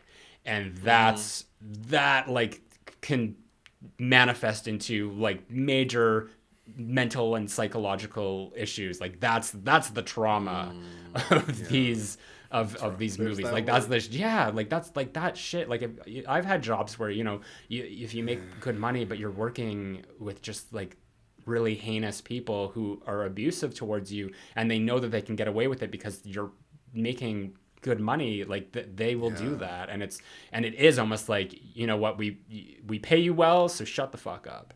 Yep. That's the energy that unfortunate that's what it is. So I mean, I don't know what the narrative is now, like with Spyglass. Like it seems like it might be more positive, but there are some question marks. So but it's like that's the Hollywood machine, and it's unfortunate, and that is kind of like an underlying problem with a lot of these franchises, because even like with Paramount and Friday the 13th, like I don't know if there was like specific issues of abuse there, but we know that like producers really came in and messed up a lot of what the creative people were bringing to those movies as well. So it's almost unavoidable. Like that's why franchises, even though like we as fans love them and we want them, it just for the people involved, it's almost like it's just like taking a little piece of them each time and killing them a little. I mean, it can be the dehumanization is definitely the word that comes to mind when you're describing what you're describing, because it makes me think about also. This can be true in any industry that you might find yourself successful in, but I find it's repetitively true in the entertainment industry, particularly if you're a recognizable face or name, is that anytime you come up against something that is trying, there will always be people, there will even be fans who will send back a message to you. Stop complaining. You're lucky to be where you are. You're so ungrateful. You should, and it's like, no. You're still a human being. This is still, there's still professionalism that should be, there's still rules in place to protect you. There's a union. People should be honoring, contracts and things like that. You still have to do business the way you do business. It's not like, well, all my dreams came true, so, I guess you can treat me any way you want when the camera's not running. It's like, no. I mean, I understand again, not wanting to make a stink about every little thing that goes wrong and wanting to keep the the machine moving and everything like that. And in this case, the machine is not the industry, but the machine I'm speaking of is just the project. Keep the progress going and everything like that. Nobody wants to be the reason something stops unless you're an asshole. But at a certain point, when people are, there's a line in a movie that I like a lot. I'll clean up, but I won't eat shit. That I've always felt very, very close to. Like, I don't mind cleaning up. Asking me to eat shit, fuck you. You eat the shit. I'm leaving. Like, there is only so much I can bear. There's a line. Like, we all got to be in this together. The second I feel like you're not on my team, then there's no team. Then we need to disband, and we need to assess and figure out how we're going to proceed. And anyway, now we're just talking about the industry and the nuts and bolts of it, and I'm frankly getting angry. So. Let's reel it back in. Yeah, right. One thing that I noticed that I actually like about this movie that I hadn't considered or thought about, because like we talked about how with Scream 1, every time we watch that, we kind of like see something new that wasn't apparent, because it's so textured and multi-layered of just like all like the little details that Wes Craven put in. And not that this is like a little detail or anything, but I feel this is more just like something that might have been lost within the context of things just because of all of the editing and what was cut out. But just the fact that the news of the murders is kind of broken early on in the movie, because that's like the whole thing where Gale comes into the office and she's like, it's all over the news, Dewey, like the whole world knows about it before I do. And it's I mean I just figured like, oh yeah, like a reporter or something like found out about it and leaked it to the press, and it got to everyone. But I forgot that they specifically said, like, the kids is just like, they're filming the murders and they're uploading it to the internet. And it didn't seem like by the end of the movie that they had already done that. So I wasn't sure if like, did they already kind of like, did they film the Jenny Marnie murders and upload them, and that's how it got revealed? Because when everyone's sitting in the classroom and then the phones went off, I mean, I'm sure that wasn't like who knows what it was that like they got, if it was like a news alert or like a video of just being like, here's a video of me killing these students and whatnot, because like that, I don't know, that's one of the one aspect of their plan, which was the whole like film the murders and upload them to the internet. That was kind of an element that was glossed over as well. Like we just kind of saw it at the end where they showed the camera under the mask. Well, that's also nothing new for this franchise to introduce like a pattern or a method that the killer is using and then completely. But this is almost retroactively kind of like forgotten, because you just made me realize something that would have been actually, I would have found really chilling at a particular moment to answer what you just brought up, to kind of like solve the problem, is not even getting the footage out to the kids necessarily. I mean, if they get it, that's fine. But I'm just thinking in terms of horror movie, one of the things that I would have loved to have seen as a moviegoer, I always mix up their names. Which one's Marnie? Marnie's the last one to die, right? No. Well, we'll talk about that in the theatrical cut. Marnie's the one in the gray sweater, the guest at Jenny's house.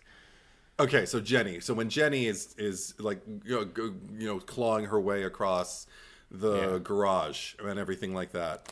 One thing that would have been just like a good way in is like, because we see the ghost face behind her and everything like that, but if there could have been a ghost face in the driveway, we just see like two boots enter the frame to stop her from crawling in the direction she's crawling, and then we just like either pan up or just like get her POV and just see like another ghost face killer who's standing there holding a camera just filming the whole thing. That would have been interesting.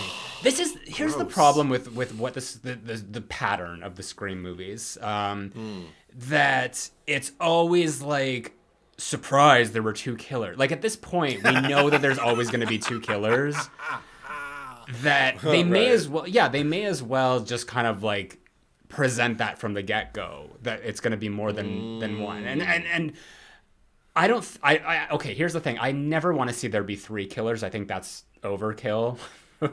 for lack of a better word. were. But and I don't want to see it be one killer either, because I think that that's a little too not just unrealistic, but it's boring. Like I like it better when there's kind of like two people to work off of each other. Like I love the dynamic that comes from like two killers together. Me too. So Me too. Absolutely, like what you just explained, that would have been great. And if they really had doubled down on showing like sort of like what their what the MO was that they kind of introduced as like what was unique to this set of killers specifically, I would have liked that, because at this point, like, I don't think that they should ever stray from the two killer format, but I don't think that it should be a surprise anymore either. Like it should never be presented as like, I told you I had a partner, you know, like who cares? We know.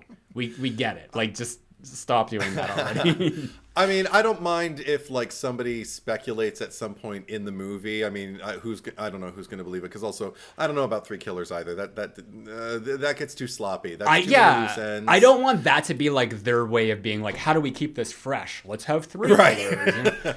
And I'm so cult afraid, of Ghostface. Yeah, I'm afraid that like that's something that they're going to do. Like there's going to be two killers, but then they'll like cliffhanger. There was a third one, and they're coming back for the next one. I wouldn't mind characters speculating, though, that, like, if it's confirmed that there are two killers, can we be sure that it's only two? I wouldn't mind if there were kind of like a ellipses, following a statement or a question like that. So then the rest of the movie, you can just kind of get a chilly feeling like, well, what if there are more than two? Like, I don't know. I wouldn't mind. But like actual like organic conversations, not like the one we saw in the new movie, where just like sitting in a room with a bunch of people and just being like, well, maybe you're the killer, because like that's what you do. That's like what you tell the people that you think are the killer. Like.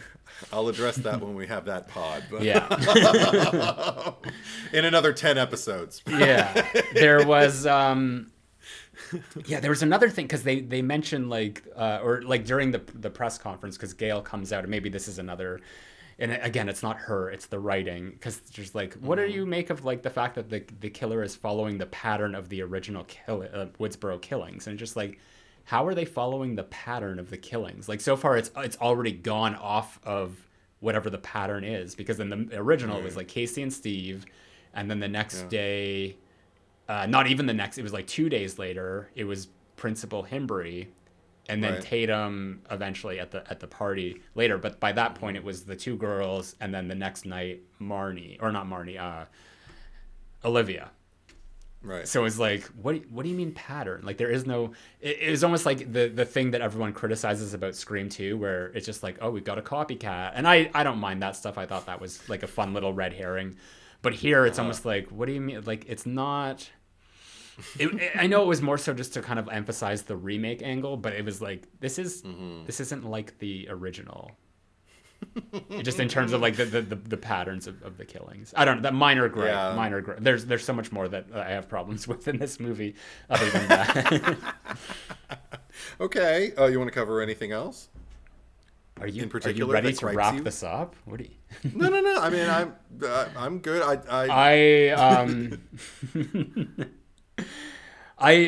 There was another thing that I wanted to mention that was kind of tampered with by the producers, is that in the Gale attack scene in the barn, they initially wanted to have Ghostface dressed up as like the Scarecrow Ghostface. Like you'd probably seen the costume for it at some point before, like not in the movies, but like as an actual thing that you could buy. I don't remember. Yeah. I don't remember. Oh, it looked really good. And it was just kind of like going to be a unique thing, like it just to kind of go with the aesthetic of like being in a barn. And maybe it would have been like hidden in those haystacks and just kind of like come out and attacked Gale. Like I think that would have been cool. But they kiboshed that. They're just like, no, that'll get too confusing because everyone's used to seeing like Ghostface in the black robe. It's just like, how cerebral do you think that's not Ghostface. Ghostface wears a black hood and oh gosh. Anyway, somebody somewhere will make that video. All right. If it happened. Seeing a scarecrow. See, I don't know. That's another thing. It's just like seeing it kind of like, I guess it's all strategic. Like I know, again, I haven't seen the series, but my sister tried to make it through I can't remember if she finished it, but I remember she told me about the different mask in the series and about how even that in and of Brandon itself, James mask, is kind of, like, well, it doesn't feel like Scream, and I'm like, okay, I get that, but I mean, if you keep it, there's certain ways to like switch up elements, which at their core feel like Scream franchise elements, just to keep it fresh, or to do just something innovative and different that hasn't been done before, that doesn't necessarily completely pervert. And everybody's going to have a different opinion about it, so I guess there's no point in even arguing about it. I'd say go for it. Like, I'd prefer to bring it back to hens. I'd prefer to see someone swing for the fences and miss than to see just kind of like a very base, safe thing that even I can predict what's going to happen. I think that you secretly really like hens, and we're gonna find out in like over the course of the next year.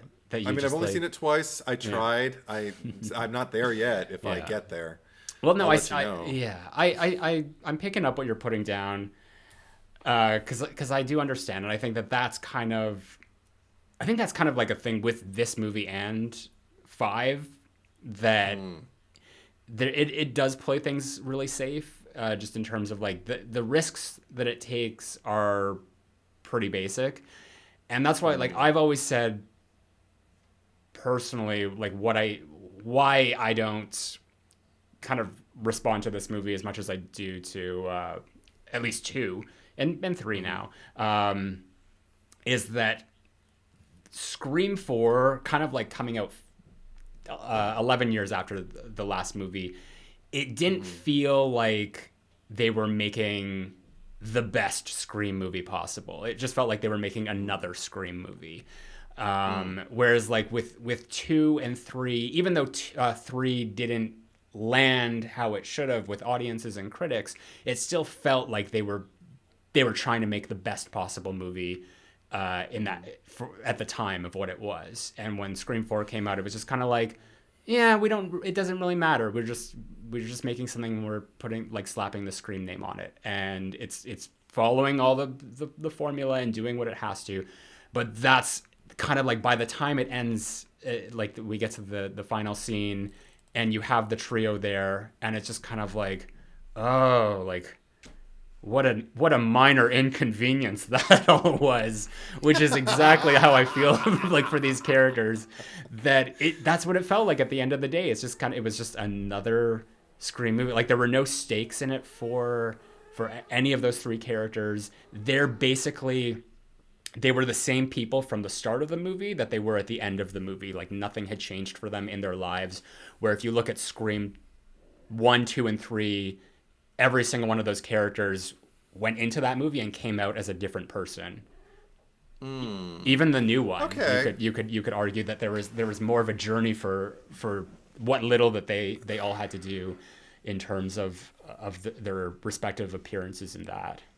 Well, I would argue that that's mostly due to a loss, and that's all I'll say because I don't want to give any spoilers. But but in this, I think that's a fair argument. If you were to put down that the original 3 movies, each character like kind of starts in one place and ends up in a different place, and in Scream 4 they all just kind of like seem to just kind of go through it. I wouldn't call it a minor inconvenience, but they do kind of like remain intact rather than grow and everything. But I think that's also largely because the franchise is slowly kind of like becoming about other people, and that and that they're basically there to kind of like do what only they can do, which is, and also because there isn't particularly because even Sidney, you mentioned Sidney's connection with Dewey, even though it's probably a stronger or warmer, let's say, connection than her connection with Gale, it's still not something that I get the feeling like they're on the phone with each other every week, catching up and everything. It's like maybe every other month or every other season, just kind of, I haven't talked to you in a while, catching up, just want to make sure you're okay. Yeah, I'm doing great. Talk for like, an hour or two, and then a few months go by. So I don't feel like they're necessary. Again, like they're banding together seems to be out of necessity, and also a complete regard for whatever the dynamic may be between the two of whatever two characters we're dealing with in that triangle, even though it's not a triangle, but that trio. Yeah. I don't mind, but that's the thing. Is like by the time we get to the fourth movie, I don't really mind them just kind of like wandering in, doing everything they can, that they're allowed to, that the script will allow them to, still getting the characters who they are, who they would be if they were in the predicaments they're written in, and then they all, okay, whew, we're done. Like I don't really mind it. I don't need them to. I don't need every Ghostface killer to be a teacher at the end of the day for them, like, or by the fourth time they all go through it together, I feel like it should be a little kind of like, all right, now what? You want to go grab some shawarma? Yeah, I mean, they're the Avengers of the Scream universe now, so, or the Justice League, or whatever your, whatever your franchise team is. So yeah, that bothers me less than I think. I think it's just because like the things that I don't necessarily think this about you because you've talked about it a lot, but like I like a good character story. I like a good character arc, and I think that's what it comes down to. Because even though like I won't say too much about the new movie because there's almost like less screen time, but I feel like there is more purpose. Like that's what, like when we talked about Scream 2 and how like the characters kind of walked into that movie with purpose, like that felt lively, that felt like energetic, and I just don't get that from this movie. And it's just kind of like they just kind of tiptoe in and just being like, yeah, I'm just here for a little. I just came for like some tea and to sell my book, and I guess I gotta stick around for a little while while I heal from my wounds. Well, okay. Well, I think there's more purpose in Sidney's time spent in Woodsboro and Scroforum than that. Yeah. But you're right with the entry. Like she just kind of, you're right. All she wanted to do was come back to Woodsboro and just do a book signing and, maybe reconnect with some people. But then she wanted to leave. She wanted to move on, and she didn't get to do that. And that's okay for me. It's enough. Again, like the fact that I maybe the bar is even lower now because it's like I'm getting the characters I love, and I feel like I am watching the characters I love. As long as I get that right, I can't really criticize much more. All right. So yeah. Yeah. Okay. Well, I can't think of anything else to talk about. I'm sure it'll come to me after we turn off the cameras. But are you ready to move along? Yeah. Yeah. Okay. Let's get to the cherry picker. It's not like we kill people on purpose. So, Edward, Scroforum, cherry on top. What do you think? I don't know. I'm gonna go the. Yeah. Well, I'm just gonna go to the easy route and say Kirby. Oh. There are some caveats with that, but I think in general, she probably gives the best energy out of any of the characters in this movie from what she has to work with, because I don't feel energy. I don't feel that any of the trio really live up to their potential, like we talked about. And like with Jill, sure, like all the stuff at the end is great, but like the facade that she puts on through most of it, it's almost comparable to Mickey, like for me and a lot of people throughout Scream 2, is just like, who is this person? Like it's a completely, it's like a mask that they're wearing before the real one comes off. So I would say Kirby, just because she's consistent, and she's has that energy that was kind of like missing from 3, with like a lack of like a Randy character. Yeah, absolutely.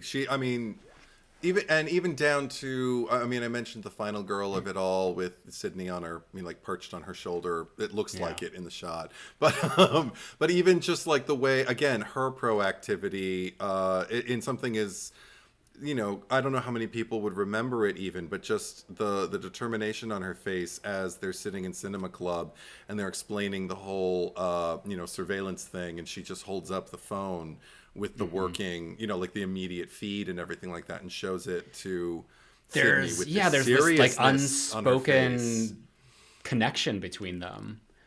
Yeah, like I want you to know that this is what it looks like, and this is what they're doing, and this is, you know, what's happening. There's this seriousness that never really gets explained, and I and an intensity, and I absolutely adore her for that. And I mean, arguably, like she has like the best set pieces in this movie. She's kind of at the center of them. Just like with the phone call, like the trivia thing at the end, and you know, maybe even like the like, which closet am I in sort of thing. So, you know, I think she gets the best scenes to work with, and clearly like Wes loved her, like everyone on set gravitated towards that character, and you know, like there's reasons why she's, you know, popular. We'll just say as that. beloved as she is. Yeah. No, also another thing that I had, I guess, forgotten about, and it was just it wasn't a particularly significant scene, but just what she was doing in it. I was just kind of like, you are coming just like to the forefront. You're doing your job. You're not like upstaging anybody, but you're doing exactly what the scene needs you to do. But thank God you are. It was her, Jill, and Olivia all sitting in the precinct, like talking, you know, to Dewey, and he's going down the checklist of like who got a call and who didn't, and who this and that, and she's just kind of like, wait, does that mean that I'm going to die earlier? Just like, well, maybe. Well, I mean, you know, you're all going to be fine. Oh my God, did you guys hear? I'm going to, and I'm just like, oh my God, I love you.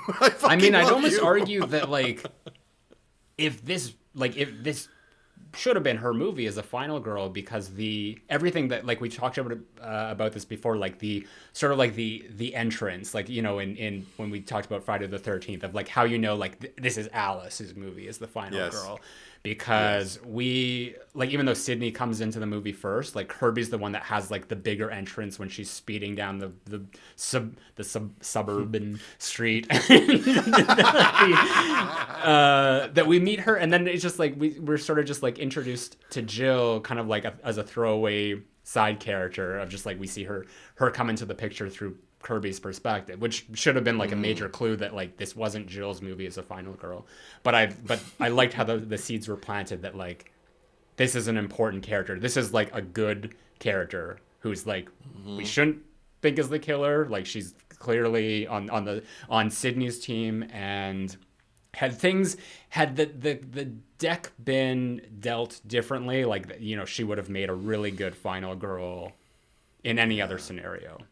So that's why I think the only issues that, because I spoke of like caveats, is the fact that, and this is a problem with like most of the sequels here of just like the friend characters, where they don't seem to really display the gravity of what's been going on. Like, for instance, like Olivia was just murdered in front of her the night before, and she's kind of just like going to a part, like, yeah, that's the smartest thing to do, like go to the Stabathon and get drunk. Olivia would have wanted it this way. Yeah, it was her favorite, you know. It's just like, where's the morning? Like, where's the morning? You know? Yeah, right. Like if that happened to Sydney would be like, you know, even like her response to Casey, who wasn't a friend of her, like just like knew from sitting next to her in class, like she was already kind of like broken up about that, and how that kind of reflected back on her mother's murder the previous year. So it almost gives it like undermines Kirby. It kind of like makes her seem like just like kind of like, you know, do you really give a shit all that much? I would put it to a contrivance of the screenwriting. Absolutely. I agree with you. And not Kevin Williamson, it's someone else. So we'll just leave it not at the that. Screenwriter, but the screenwriting of somebody somewhere who was not Kevin Williamson. Okay, I agree. I concur. Kirby is a fabulous cherry on top. Let's put her. Okay, perfect. Now to get to the cherry picker. Yeah. Last week we asked you who deserves to die the most in Halloween Ends, aka Hens. I nominated Joan Cunningham. You nominated, and get this, because I found this name online, Terry Tramer. So I guess the implication is that he is Ben Tramer's grandson. If Never. I don't know if that's like from the, because they do the novelizations, or someone just like made that up and like submitted it to the Halloween wiki or whatever, how they do that. So I mean, I'm all for it, but I didn't know that I guess the Tramers were Brooklynese. Yo, Lori, yo, did you hear the news? Lori wants to go on a date with me. Oh my God. I wish we could just kind of like go back and just like put in like, some CGI or something with Lori and Annie in Halloween 78. She'll just be like, I'd rather go with Ben Tramer. You mean Ben Tramer? Oh my God, I knew it. I told Ben about your little crush on him, and he got really excited when I told him. Laurie Strode, are you kidding me? Oh my, bada bing. Anyway, okay. Yeah. Anyway, yeah. So this was the Battle of Brooklyn, apparently, Yes. and this was a big one. A lot of people turned up. Yay. A lot of people turned up. So with 333 votes for Joan versus 791 for Terry, you won. Oh my God, thanks guys. That's awesome. What did they say? Oh, geez, that's all you care about. Okay. So looking at the comments on YouTube here. Anthony DePuzzo says, this is one of the toughest ones yet, but I'll give the slight edge to Terry. Not only did he torment Corey throughout and threw him off a bridge, but he called my girl Lori a freak show. I love this movie so much, a future cult classic. Oh, okay. Rob Rangel says, my first comment for y'all. Big fan of the pod. Oh, thank you. Awesome. I was hoping Jeremy would have been one of the options for the cherry picker. A la Kills, where the only choices were kids. Trick-or-treaters. He was a prick to his ugly-ass boy babysitter, and I thought he got what was coming to him, making light of the Myers tragedy. I voted for Terry, another prick to Corey, who didn't care that he might have killed Corey when he threw him off the bridge.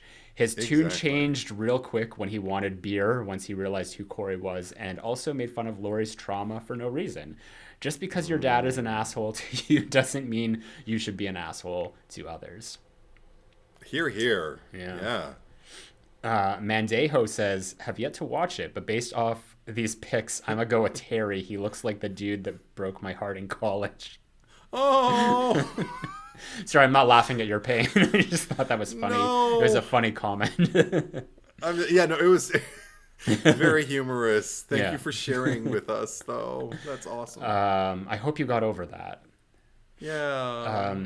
The Chris Cullen says, Terry had funnier line delivery for me, so I went with Joan. Although, who's calling you under the table was an all-timer. Who's that person you're texting? I was just thinking of like if they did a sequel to Halloween Ends, but it was more like because there was like new people like taking up the Michael Myers mantra, that the sequel would be a new killer going after Allison, and then it would turn out that it was like if Joan had survived, it would be like Corey's mom, and it would be like Mrs. Loomis at the end, and she'd like have this whole line. It's just like, if you want to blame someone, why don't you blame your boogeyman? In my attempt to do like a Brooklyn accent. Or she could just be like oh yeah, but she has to be Brooklyn, so you never paid any attention to him. Look what you did to him. Look what you did to him. I think that, I don't know if that was quite her No, it cadence, wasn't. but I'm just, I can't lose this. Like, I don't know. Yeah. I'm starting to feel like I don't know, like a pizza hawker. Just going, hey, get a pizza! All right, come on in. Look what you did to him. Anyway, go on. Kira Wood says, this is hard, but I'm going to go with Terry. He's one of the worst bullies in the series. He literally throws Corey off a bridge, and when he thought he was dead, he was going to cover for himself by saying he fell. I almost went with Joan for kissing Corey on the lips. Yeah. But killing or kissing, like, column A, column B. Okay, there's a lot here, so let's get through. Yeah, so okay. Oscar says, I have to wait one more week for a Polish theater premiere. God damn it. That is what they need to release this everywhere at the same time, because in this day and age with the internet. Braden Plays says, Joan was the way she was because of people like Terry. She didn't like the way people were treating her son since the accident, or at least that's how I interpreted it. Miguelito Reyes says Terry, but Joan was pushing it with the spaghetti sauce on that glass of milk. David B says the marching band bully Terry. Somebody says, if I could, I would say both. BBB Murr says the problem is Terry has a more punchable face, but I picked the mom. Oh, that's mean. Grant Dempsey says, I'll give my vote to Joan. Terry's a dangerous little shit for sure, but Joan is an extremely toxic parent. There's the slap followed immediately by the kiss on the lips, and there's her furious, and I take it to be jealous reaction to his texting with Allison during dinner earlier. And Rohan Campbell, who plays Corey, says that in addition to more footage of her death, there are deleted scenes in which she exhibits further abusive behavior. Ooh. Well, I would be excited to actually get that extended cut when it comes out, because we talked about how it took me like almost a year to watch the Halloween Kills extended cut. Yeah, me too. But yeah, I can't wait to see I'll watch that right away when it comes out for sure. Where are we here? Okay. Tim Biggs says, Joan for sure. I'd rather be thrown off a bridge than have my own mother kiss me the way she kissed Corey. Eric Hollywood says, the writers. Oh, okay. Cheat Code says, I wanted to pick Terry so badly because the bastard got everything he deserved. But the fact that Joan kissed her grown-ass son on the lips like that after she smacked him made me want to throw up. Her kill should have been on cam, would have made me feel better. And they kind of gave you a reason to why Terry was the way he is when Corey tried to fight back on the bridge. Sucked, says Joan. Instead of trying to have her relations with her son, she should have tried having relations with her husband and rekindled their marriage. Also, milk with spaghetti. Shame on you, Joan. The milk. That family likes milk. It's like the Corey buying that is like, oh, you like milk, do you? So gross. You drinking some chocolate milk over there? Jesus Christ. Silent Saturn says both are despicable, but I gotta go with Terry, mostly because the general public seems to give him a pass. Apparently, since he's in a marching band, Corey should have known better than to be intimidated by him. Never mind how heavily traumatized Corey was and how weakened his mental state is. He can't even catch a break at home, which should be his safe haven. He also would be hesitant to fight back given what happened in the past, and the town would not think twice to see him as the aggressor no matter what. There's also the fact that it was 4 against 1. I know from my own experience that bullies come in all shapes and sizes. It's not exclusive to jocks and bitchy cheerleaders. I find it sad that everyone thinks this is just so hilarious and mocks the victim. Terry gets the axe. All right. Yeah. Movie Maniac 03. I hated Joan more. It sucks she never got a death scene. Blueberry says Blueberry says hated Joan, but she's a mom. Terry is just a bully. But it all starts at the home. You can't blame the boogeyman. Rashim says Terry gets my vote because he was an amateur punk spending daddy's money. Ryan Michael says Joan for the kiss. Thomas Baker says Joan should definitely die more, and every overbearing mothers could agree to that too. And for my pick, I choose Doug. He was so obsessive with Allison the moment we saw him, which is true. And then Blue Box 87 says Joan for being such a cliche bad mother. At least Terry was a jock that hanged out with evil marching band geeks. I think he was just part of the marching band. He wasn't even yeah.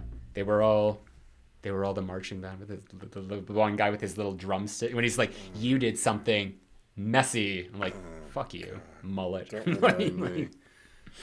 Yeah.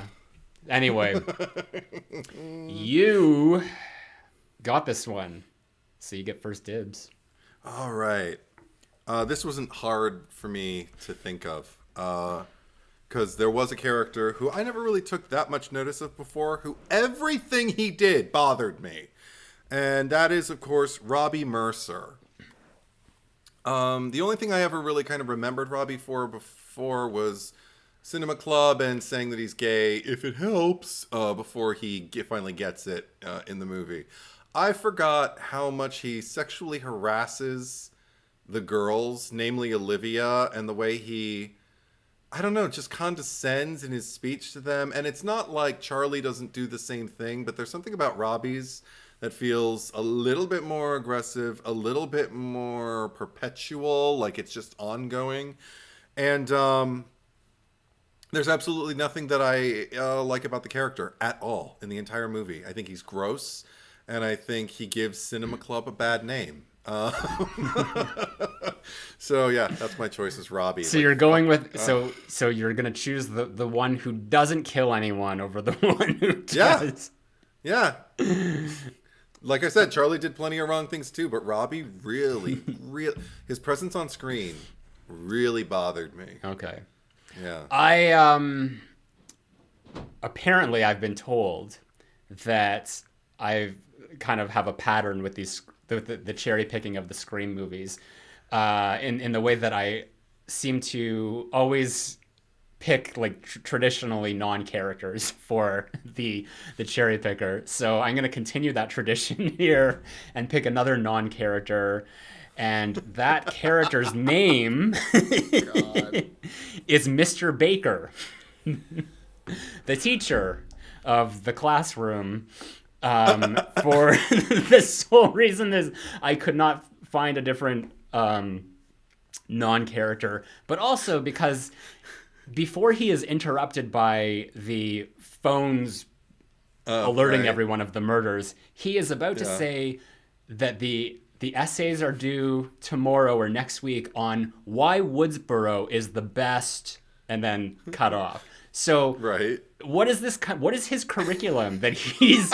It's this like fascist like teaching method of just like, well, Woodsboro is the best town in the USA, despite that our like murder rate is like up to here. But I'm gonna force you to write an essay and tell me why you think, because I told you that this is how you should be learned in class, of why this is the best town in USA, assuming that would have been and I know that was the rest of that line, and then after he finds out from everyone that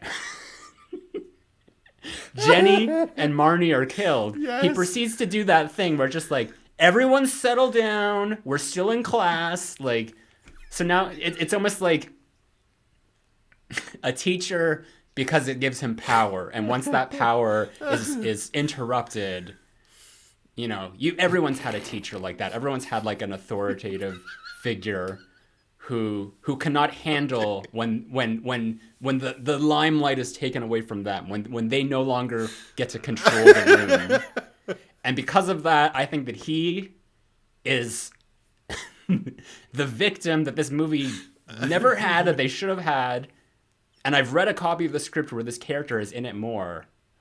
Oh, I don't know God. what. I don't know if he had more scenes that were filmed, but he should have been killed. He was the most deserving to die. He was a bad teacher.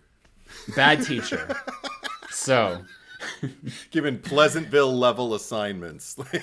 Why my town's the best? yeah. You shall die. Yes.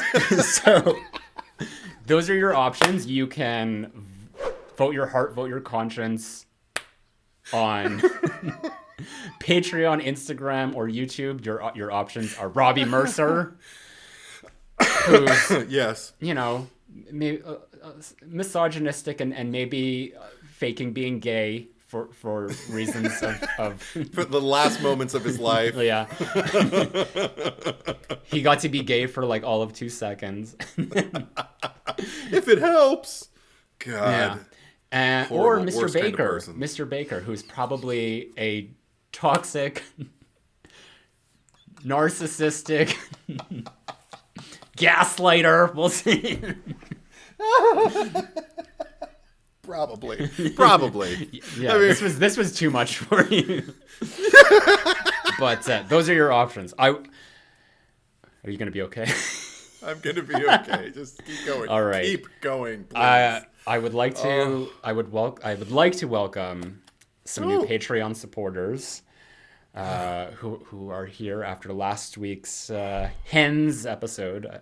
So, welcome to Bill Marinelli, Frank C, Alex Zamora, Deman Ferguson, Green Koopa, Jason Evans, Alex Scamell, Mark Conrad, Marianne Jackson, Braxton Rich Wages, Aaron Ross, and Michaela Principio. I hope that's how you say it. Welcome aboard, everyone. everybody. Thank you. Welcome. And thank you to Andre Felix, who is the podcast editor. If you are tuning into us for the first time, whether that be by listening to us or watching us, we do have the YouTube channel. It's the Cherry Picker. You can also find us on streaming podcasts. The RSS feed is in the link down below if you are watching on YouTube. And we also have our social medias. Instagram, you can find us at the Cherry Picker Pod. You'll find the voting polls are going to be there or in the YouTube community section. Where can they find you, Edward? On YouTube or Instagram, at Edward is Truth, one word. Probably not the at in YouTube because it's just Edward is Truth. So yeah, just Edward is Truth, one word. Put it in, you'll see. I'm there. Yeah. How about you, Zach Cherry? I don't know if this would happen, but your face froze up. So while you said all that, you might be frozen on the feed. Oh, okay, whatever. I didn't freeze on my end. See, I have no way of knowing. Anyway, your turn. This system. And then you can find me on Instagram at RetroBitchface. I'm on Twitter at ZachCherry8. And my YouTube channel is Zach Cherry. Zach with a K, Z-A-C-K. There's also the links to both of our individual channels if you're on YouTube right now in the channel section. But I do want to ask you, Edward, what have we got going on next week? I have no idea. What, Zach? Okay. What do we? I'll ask you, Zach. What do we have going on next week? Next week we've got Hollow Man. Hey! Hollow Man. Do you remember that movie? Oh, that's gonna be fun. It will be. It's going to be a fun one. Hollow Man from the year Okay. 2000.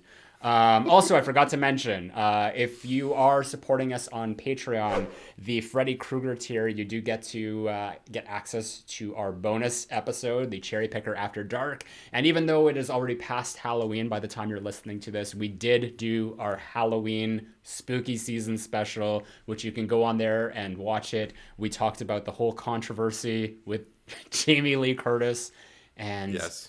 Danielle Harrison, Scout Taylor Compton. Scandal. It's very scandalous. And also we did a ranking of sorts within the franchise, but you'll have to go and see what it is that we ranked specifically. But it's a fun time, so you'll get that bonus episode.